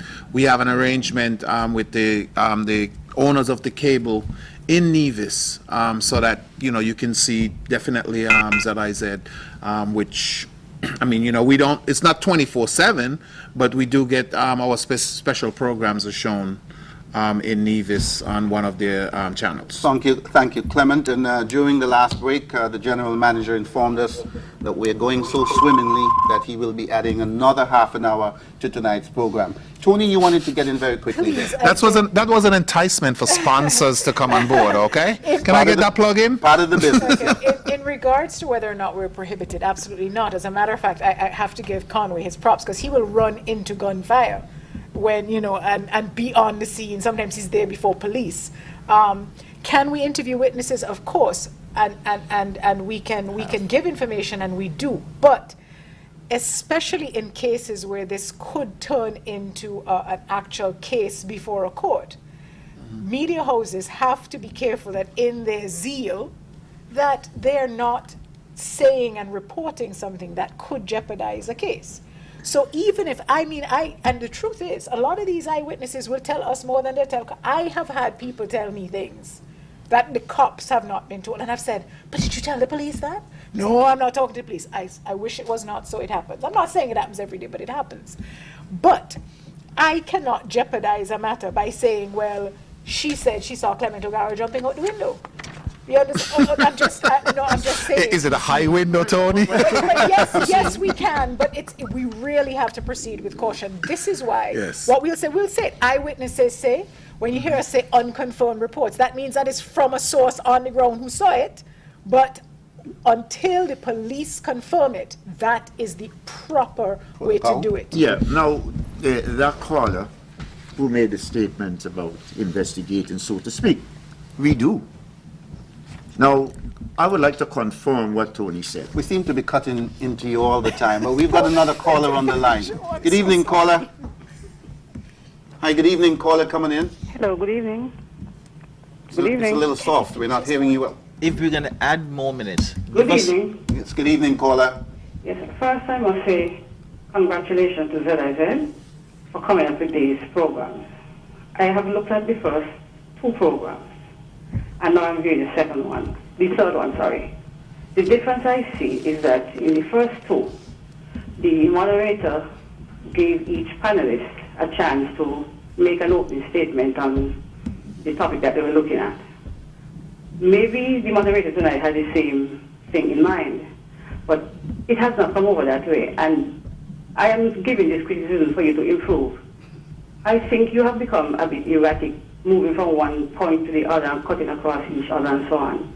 So I just hope that in that regard, you can have a little more control in terms of giving each person time to say what they have to say, one behind the next. Then This topic in particular is an excellent topic for students of English, because I have seen a lot of students many times, even my own children, having to do essays or whatever on the role of the media. And they have to go on the internet and wherever else to find information. This program, I think, is an excellent means of passing on information to the children. And this is why I spoke earlier about order, because they could pick up the points and make note of them and put them in the perspective when they're ready to write. I think, too, there's a good range of topics over the past 3 times that you have had it. You spoke of music in the first 2, and now I see something different, which is good, and I would suggest that you do the same in the future.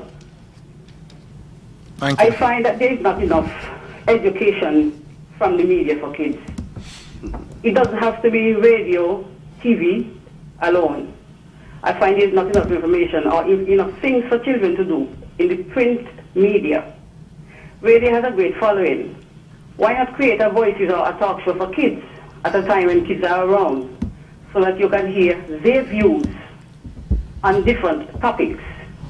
I believe if we do things like that, we'll be getting a gist of some of the things that are plaguing them, bothering them, and we may be able to nip something in the bud very early.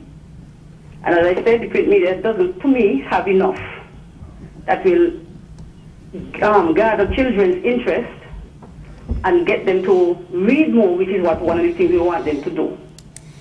So I am suggesting that if you can look at these areas and have more involvement for kids, we just may be able to see a lot more positive coming out of them rather than some of the negatives, which to me is often highlighted far more than they could. Thank you very much, caller, and of course the General Manager and the rest of the staff busy taking notes. And thank you very much for your very constructive comments. This is only roundtable discussion number 4. It's a work in progress. Back to you, Stanford. Yes, I was making the point whereby the caller who spoke about interviews and checking the individuals, the victims, and what have you. I have visited so many crime scenes, and I would normally see Val, and it takes us out of our homes 1 and 2 o'clock in the mornings, especially the time when we had about 3 or 4 murders, homicides, so to speak. Now, the point is this.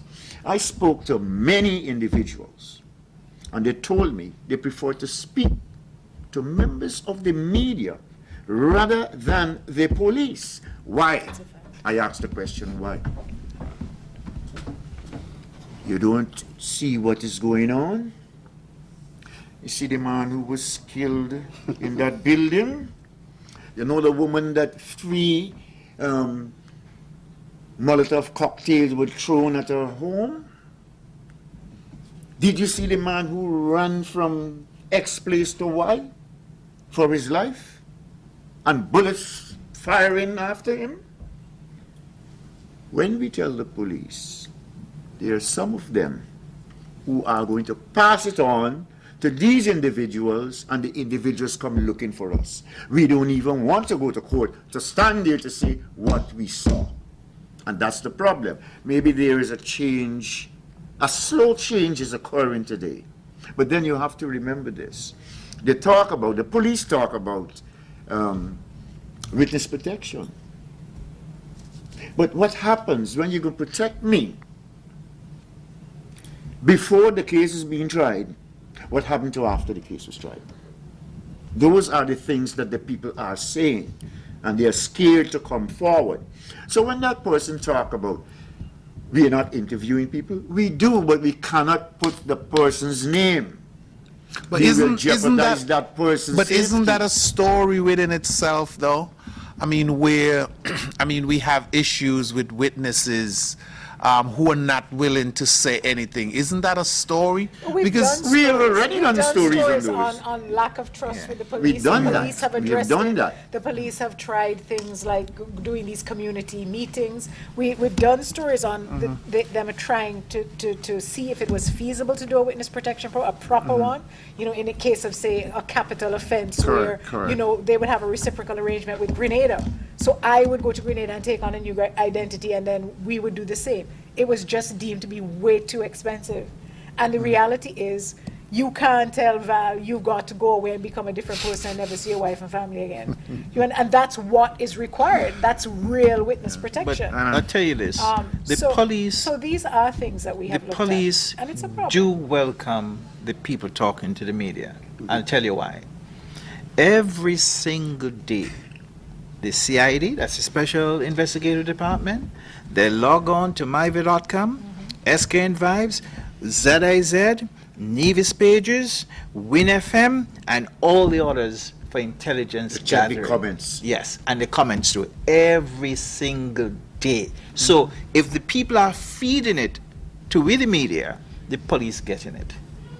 Second, Derek. And this, by the way, the same about getting information, the same applies to talk shows. The Yes. politicians listen to the talk shows. And I you know, little, it could be something little, it could be somebody calling and say, well, this pipe has been dripping in the village for, you know, a year, or we've been calling the water department. It will be fixed by the next Tony, week. I have to interrupt you. Val, I have to have a interrupt call? you. We've got some callers on the line. Good evening, caller. Hello, good evening. Good evening. You have 1 minute. Let me turn Turn down his the radio. Could you turn your radio down, please? Yes, And- yes. Good evening. Good evening. You know, I find that some of the people on the show is biased with journalism. Number one, I want to know if you all were licensed by the government as a journalist. Could somebody answer that quick? I went to university, I graduated with No, I honors. said by the state No, government. no, that's not who is supposed. No government don't supposed to license license a journalists. journalist. I went to They don't. university. In I the studied United hard. My States, they parents and No, family they don't, paid for sir. it. I No, they graduated with honors. That's my license. Oh, okay. Now let me explain something to you all, right? When we here and we talking, you all talking journalism and so on. But are you seem to forget sometimes how biased you all in carrying a story? That's why nobody sometimes wants to talk to you all. You have politicians that say, oh, you need to be over the dump. They say, oh, you need to be out on a hospital and different things like that. They try to stay away from you all because of the one-sidedness that goes on with this media business. You know, it was in other different places. The station will to be off there. It will to be off. You understand me? You see, let me tell you about what happened in Grenada, in Guyana just the other day. Caller, Media house. we live in a democracy and in a very liberal society. Where you say in Guyana ain't got democracy. That's what you're trying to tell me? Well, maybe... You sound like you're telling me that. You know, you can't go on there and do what you want and print what you want and say what you want one-sidedly and figure you're a journalist. You know, you should be independent of what you're doing. If it should fall on the foot, say it as it is. And if fall on the other foot, say it as it is. Don't pick up what you want to carry and then talking about you running behind a man to get a story from another side. Okay, thank you, caller. We've got two more callers on the line. You're welcome. Yes, good evening, caller. We go back to the telephones. Good evening, caller. Can you hear me? Loud and clear. Mr. Manners, good evening. Hi, good evening. I have noticed you throw the first of the punches. You have thrown them, Mr. Manners, but I will not counter-punch you tonight. I am going to ask... I'm not in the pugilistic arts, sir. Make your point as quickly as you can. Yes, very quickly. I am going to ask the manager of the radio station if the government-owned radio station is fair and balanced. That is my question. Very quick comment. Because I happened to be listening to ABS radio about a week ago. And he hosts a similar program as you. And the question was asked from a caller, why do you have all the people there in the opposition? He said, well, I run this program, and no one ever questioned me as to who is going to be my guest.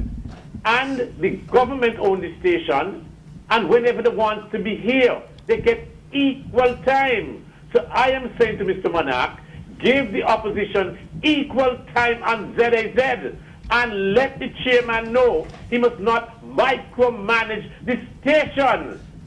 You must do the day-to-day running of ZAZ. Have a good evening. Thank you very much, caller. And we're going to hold... Oh, okay. You want to say something to that? And then let me notify our callers. We're going to hold on the calls for the next 5 minutes. In defense of that, Monarch. Well, I mean, I don't know. I mean, I don't get micromanaged. So, but I do a lot of micromanaging here. So, but I mean, to the caller, I mean, you know, this is a process. This is a process, and it's strange. I mean, you know, the reality of the situation is, and Val, you know the situation.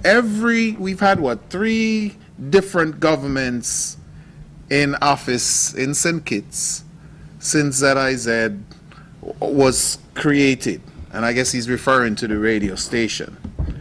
And I don't know of a time where, I mean, you know, you heard a politician on the government radio being critical. And I don't want to get into politics, but my thing is, listen, I don't have a problem playing a Christmas message or a New Year's Day message or whatever it is. But when, I mean, you know, all I'm getting in that message is politics. I mean, where people are slamming each other. To me, that is for the political campaign. And we will cover the political campaign. You know, and that, to me, and this comes from both sides. I think when the politician come on the radio or the TV, or they come on ZIZ radio or the TV, I mean, you know, you got to come with some kind of decorum. You can't come with the massacre, talk show, venom that you get on the political rostrum. And I think, to me, that's one of the problems. I mean, I've studied, I mean, politics here, even when I lived as far as halfway around the world. And I've seen a shift, I've seen a change, and I think it's making it difficult for us to do some of the stuff, I mean, that we want to do. I mean, we get slammed even when we're there.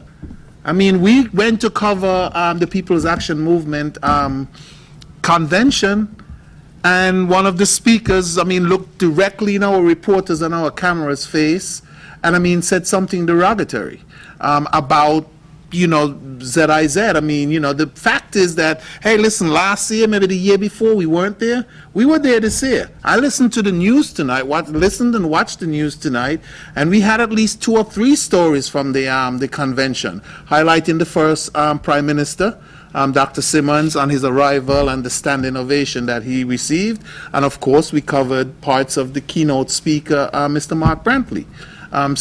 Well, there's no doubt about it that you are more liberalized than you were before. I was wondering, can I just have a minute to respond to that Yes, caller? okay. Because he made a reference to the donkeys in the pasture and the dump, and both of those were things that were said about Win FM. So I know it's that, I assume, well, it's directed at Win FM. I would think the fact that people who have said those things are welcome on Win FM would say that we're not biased. And even at the time when the then Deputy Prime Minister said we belonged on the garbage heap, this was when he was in office, we would still communicate with him. The days after that, it was World Teachers' Day. He was Minister of Education. I called him up, Honourable Minister, Deputy, this is so and so. Can you come on there and say a message to the teachers? So even at the time that was going on, it never changed our attempts to gain access. So and the fact that they're on shows, if we held it against them for what they'd said, well, that would be bias.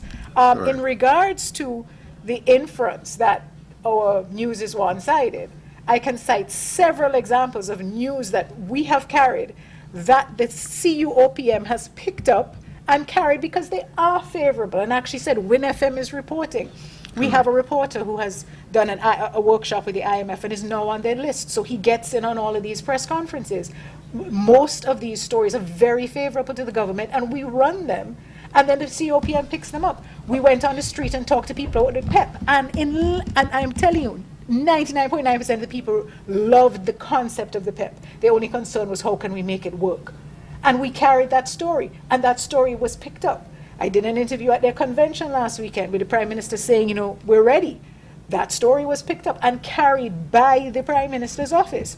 Now, if we had this agenda where we did not want the government to look, we just wouldn't cover that story. If I went on the street and asked 100 people, you like the PEP, and they said yes, and I had an agenda, I just would not cover that story. Nobody would know that I had talked to 100 people. You understand?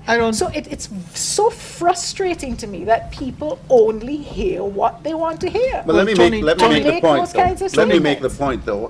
Go and look for Win FM on the CUOPM and see how many times in the past month That you've been quoted. Our stories have been quoted. No, I was making the point, Mr. Garo, that though liberalized, ZIZ is still perceived as a mouthpiece of the governing party. Whether this governing party that's one of our or the handicaps. one before. I mean, that's one of our handicaps. What about independent media?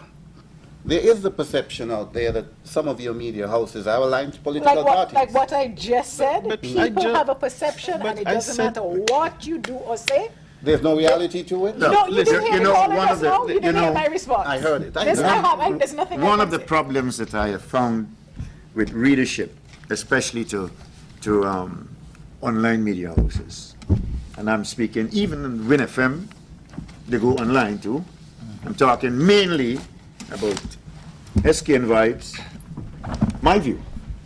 Now, what you find people do, you check the headline. They didn't go in depth. They didn't read the story. They didn't read the article, and then they make a comment. And some, I don't want to use educated person, but some person with a critical eye who had read the article in its entirety would now comment below that person's one and say, didn't you get the gist? Didn't you see what was written there? Now that person would pull in a shell. And many of them, as I said, they do not read the story in its entirety. They just see a headline, they run with it, and they believe that. What they see there, look, what you find happen with media houses, especially in print, we are going to sensationalize a story. I know this. I have seen it. Because you want the paper to sell. SK and Vibes can't be sold. It is not an organ that will come in your hand like this, that you can keep it until tomorrow and read until next year. As it appears here, within 5 minutes, it's down. Or it's off at the front page. You now will have to search. So therefore, what I am trying to say here now is that some people's perception is based mainly upon their political views. You would find that in a media house, any given media house, that would have employed, let's say 6, 8, or 10 individuals, we're looking at the political situation in this country, the political landscape. I may not be in support of the party that you support, but we are working at this media house here, and the media house ain't supposed to support no party. You ain't supposed to be biased. But because they may know, okay, Val supports X party, Tony supports Y, Congress supports Z. We work in the same place. Bias against Y. Congress bias against Z. That's how people look at it. That's how they look at it. And you're biased today, but Myopic. tomorrow. What I mean by that is You're only that biased if they don't like your story. yes, that's when it comes in. If they don't like the story, mind you, on the same page might be a story attacking their opponent. They love that it. one. Yeah, But yeah. the one that it doesn't seem too favorable to them, Yeah. they hate that one. Listen, in this business, those things don't faze me anymore. What did my profile say? About 30 years? Yes, something I think that if it ain't then, it not going to happen. Because you see, we too in the media have to accept, just like the politicians, that we are going to be criticized. And the public has a right to criticize the media. Because when you do that, we know what we are doing wrong. And when you do that, we know when we need to improve and get it better. So nothing is wrong with that. It makes it a more democratic society. Hold that What one about up. killing the messenger? We've got to go Well, to a break. that We've is got to go to true. a break. We've got to go to a break.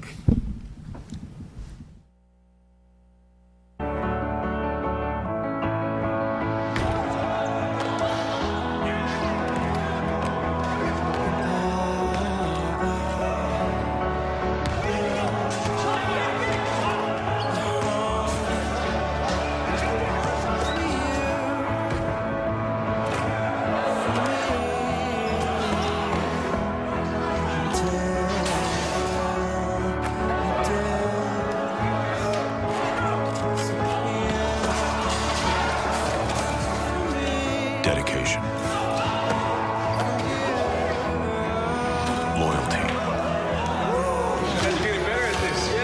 next week, buddy. Friendship.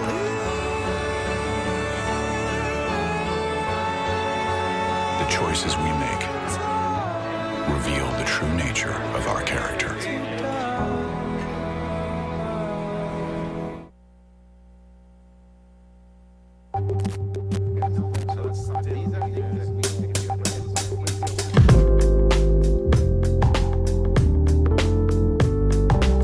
Radio, Carlisle Powell, Tell Me, Choice FM, Ian Patches, Libert, Straight Talk on Sugar City Rock, Michael FM. Powell, Changing Times on Sugar City Rock. FM, FM?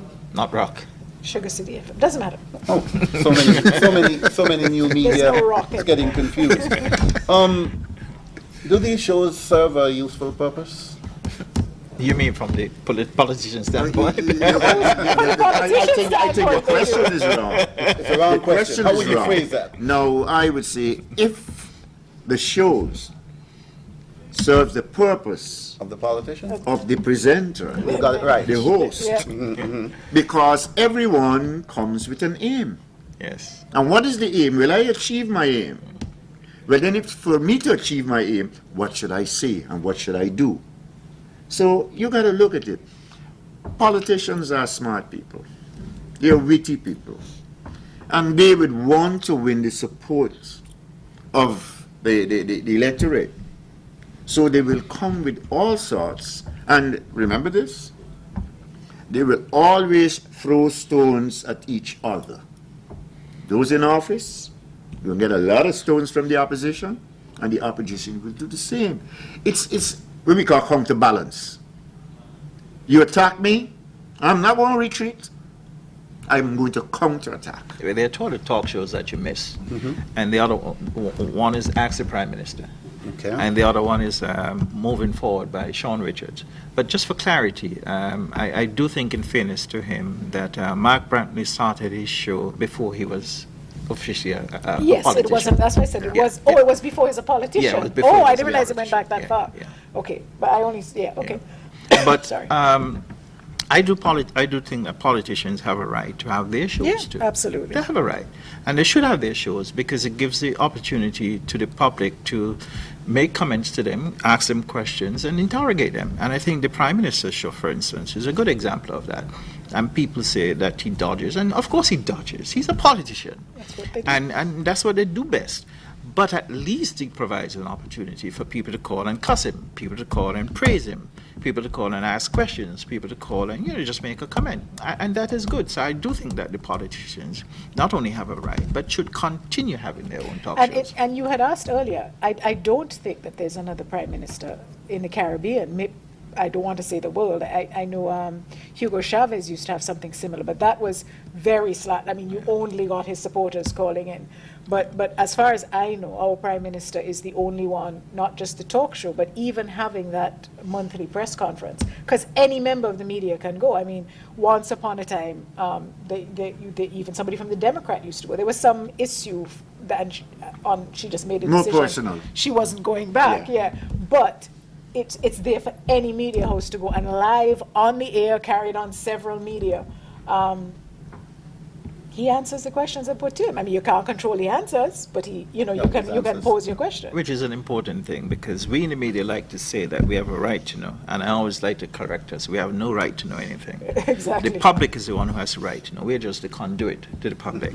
And we ask a politician especially, I know we're beating up on them tonight, but anyhow, the backs are broad.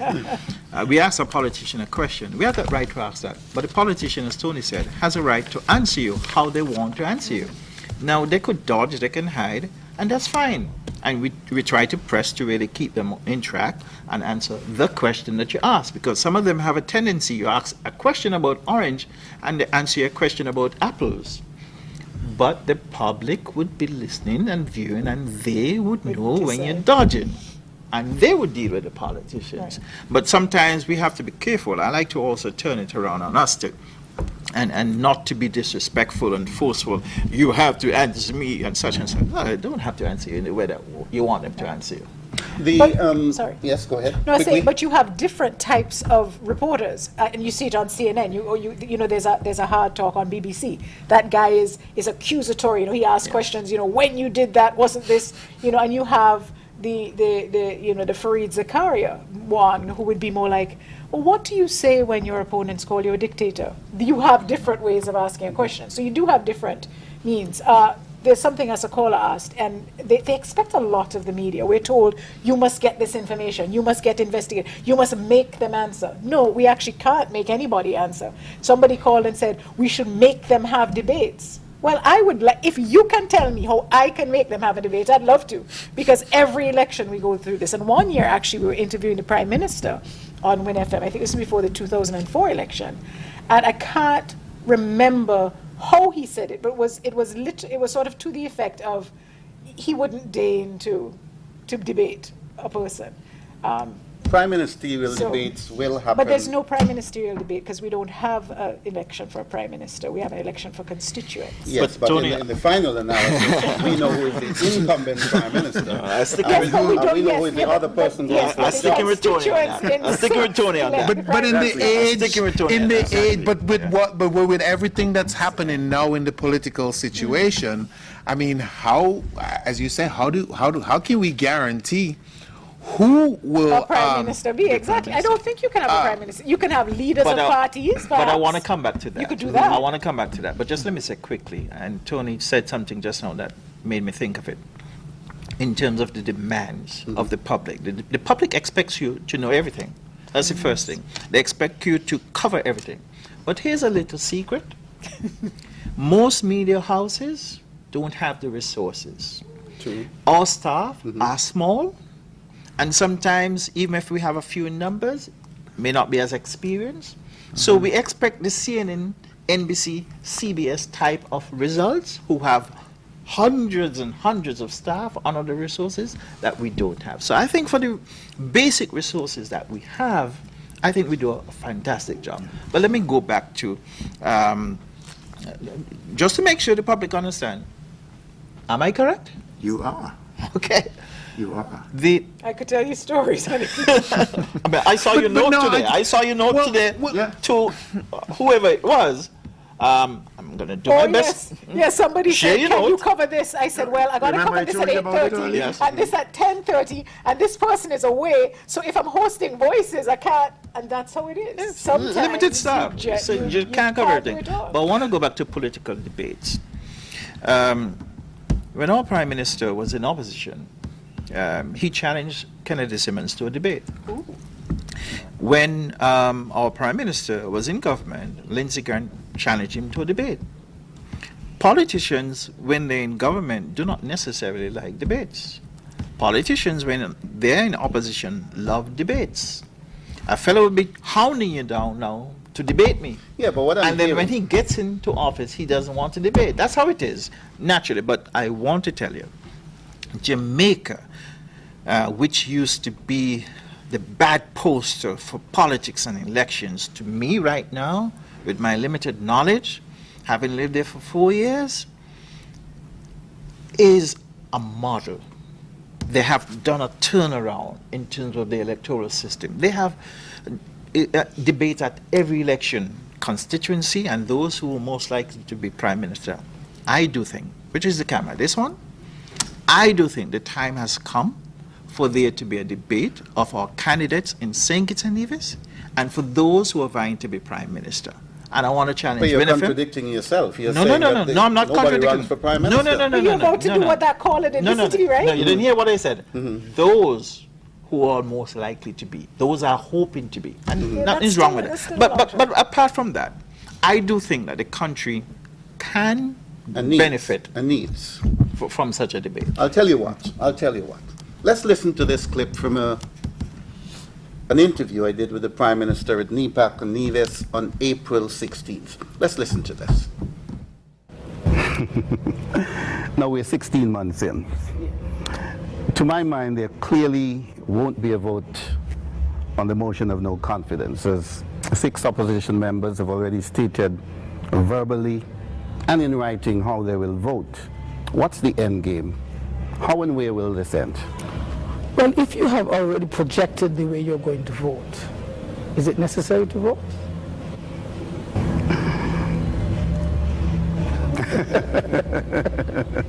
The end game is that the St. Kitts Nevis Labour Party will not be removed from office by a vote of no confidence. The St. Kitts Nevis Labour Party, having done its job and served its mandate, would go back to the people at the most appropriate time to seek a new mandate to continue on its program of progress for the country in the advancement of our people. You said the most appropriate time. Are we close to the announcement of an election? I've heard EK in the last couple of mornings playing a Labour Party jingle on the radio. Good morning, St. Kitts Nevis. Yes. What is that jingle? I think it said we voting Labour or we voting Labour. Right. So are we close? The last parliament opened in March of 2010. Just on Monday, I was being advised by the Attorney General in Cabinet that I have 90 days beyond that date in 2015 to call the elections. So if the elections really are due, I would say that they are due 90 days after March 2015. Do the maths.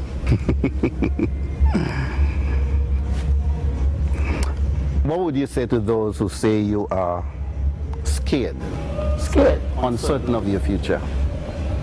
Is Douglas ever known to be scared? Well, you tell me. Never. Never. The Labour Party has always prepared itself for elections. And more so, the Labour Party is in office. It will be more than prepared for the next election. Now, in that clip, the Prime Minister is suggesting that the outer limit for his party in government will be somewhere around mid-2015. Listen to this clip from the Labour Party convention, May 18th at the St. Kitts Marriott. As I sat there earlier today and listened to the Springtime crew experience their own connection and connectivity with their people, as I listened to their messages that went forth to their fellow Springtime electorate members, young, educated, passionate individuals with burning desires to improve their own slot in life, making sure that as they are able to pay for their student loans, they can also at the same time start their families and build their own homes and acquire the necessary assets which we have encouraged as a government over the years. As I listened to these men, I came to the conclusion that we are indeed stronger, better, more united and ready. And so I say to Lincoln Maynard, the organizer, and to Nigel Carty, our operations manager, the people are ready to go. The people are ready. When will be that date? Are you ready? Are you ready? Are you really ready? Are you ready? Ring the bell, bell, bell, bell. Ring the bell, bell, bell, bell. Unless I am held back by my cabinet colleagues tomorrow, you better wait and listen for a national broadcast on ZIZ.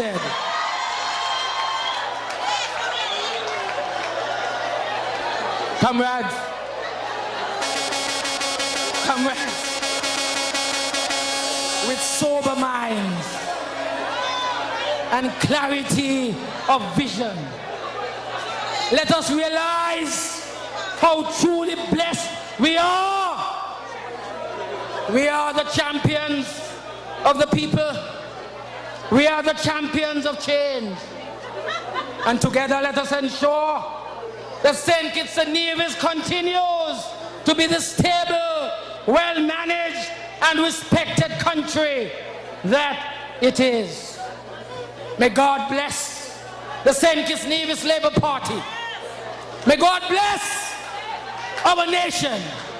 May God bless our people as you leave this conference energized,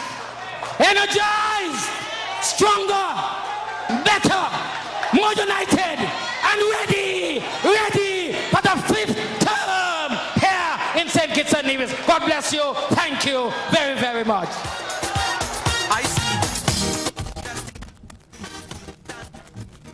Panelists, that clip tells us that we are very, very close. We're on the verge of a general elections. Why can't the citizenry of St. Kitts and Nevis have Prime Minister Denzel Douglas and Timothy Harris, or whoever is contending for the spot as Prime Minister, sit on the set and speak to us and give us the unfiltered truth?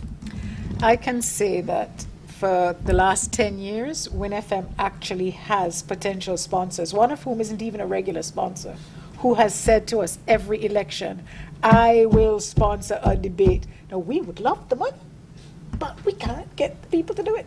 I think last election we actually wrote to everybody. I think we eventually settled on, can we get everybody from your party on, one by one? I think we're going to do it on a show like Voices.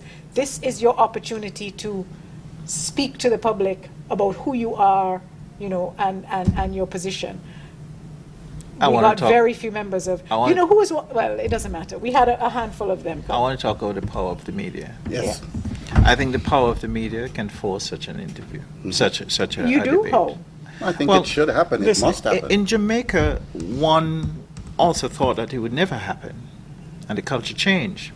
Is that not the people, though? Does it not have to come from the people? Well, that's what I'm Now talking come from about. my view and That's SK what and that's what I'm Bibles telling meeting you. on The it, power of the media. And when I said that earlier on, I said we are just the conduit for the people. The people would love and welcome such a debate, and I think the politicians want to do it too, and I think they will do it. Why would not the Premier of Nevis, Vance Hamry, want to debate Joseph Parry?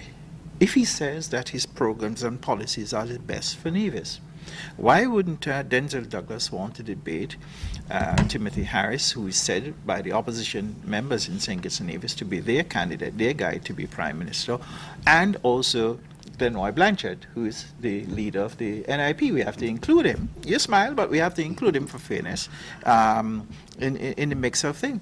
If the Prime Minister says that he has developed the country, he and his team have moved it forward, that's an opportunity to share your proud record and to juxtapose that with the opposition to see what they have and see what the opposition can bring to the table. It's a debate that the country can benefit from. Deserves. Do you see that coming? I would be in the front Sanford? row. I would be in the front row for that. And you said you have the sponsor? No, I no. already Sponsor. have the format. Let's do it. What you have the set. What you find You have happen- the set. it's because it has become, it's the culture. It's a Caribbean thing, but what you found happen, Jamaica has moved away. And as you rightly said, Val, the media can do it, but the media can do it through the people. Yes. And how can the media do it through the people? If we look at CNN, they talk about, remember the aircraft that went down and you can't find it? And every day you get 2 and 3 different articles coming out on that. It became monotonous. Yeah. The media can do the same. If every media house Nobody was responding to find the girls in Nigeria. It is the power of the media that forced the Nigerian government and governments throughout the world to render rally assistance. about it. The power of the media can do it with the backing of the people who hold the power. We're already 28 minutes over time. We've just got 2 minutes. I think we'll give you the last word then. 2 minutes. That's all I Don't have. know if I can- Okay, but I mean, in terms of the debates, I mean, for me, this is what I'm seeing. Media has evolved for me in St. Kitts. Media has power. Media has power, and I think based on all of our discussions tonight, we've proven that the media have power. Because I can tell you that there are lots of people out there watching, there are lots of people listening, and they're going to be waiting for the rebroadcast. And so, with the evolution that's taking place, I think the next step, I can't imagine that the next step wouldn't be for us. I mean, you know, to see, I was about to say 2 presidential candidates, but or 2 candidates. I don't care which level it starts from, but it has to start, and I think the media, the power, I mean, we are the ones who will have to make it possible. Let's start this way. And the way how we make it possible, possible is to gain the confidence of the people that we want to interview. Tomorrow, let's every one of us, SKN Vibes, WinFM, MyView.com, ZIZ, have an article about such a debate. Let's begin it. No problem. Okay. And let us have the people calling into talk shows tomorrow about it. I'm hosting Voices tomorrow. Good. And then if you wanted any doubt, and going back to one of the callers earlier on about the power of the media is there because it belongs to the people. And I'm going to write an article myself tomorrow about such a debate. Conway, I ask you to do the same. Tony, the same thing. And I ask you newsroom tomorrow. Let's start the ball. I will. Thank you, Val. We'll end it there. It's a very good note on which to end. We've tried to cover so many bases tonight. I know one caller alluded that we were going here and there, but we were trying to cover as many bases as we can. We want to thank our callers for calling in. We didn't have as many as we would want, but our panelists, I think you did a fantastic job. Stanford, Tony, Val, General Manager, thanks for having us. The next program will be on the 16th of June. You'll hear more about that. You'll see the ads running, informing you of the topic which will be tackled. And I want to thank the staff at ZIZ, the cameraman, my chauffeur, Esther Harris, who is professionalism personified. She has done such a good job as usual in coordinating this event. And I want to compliment you for going out of your way, helping in the evolution of ZIZ, and reaching out to the public in bringing these roundtable discussions. It's been a great pleasure to host it. It's been a great pleasure working with you all. Thank you for staying up until 10:30 in the evening to watch and to listen to us.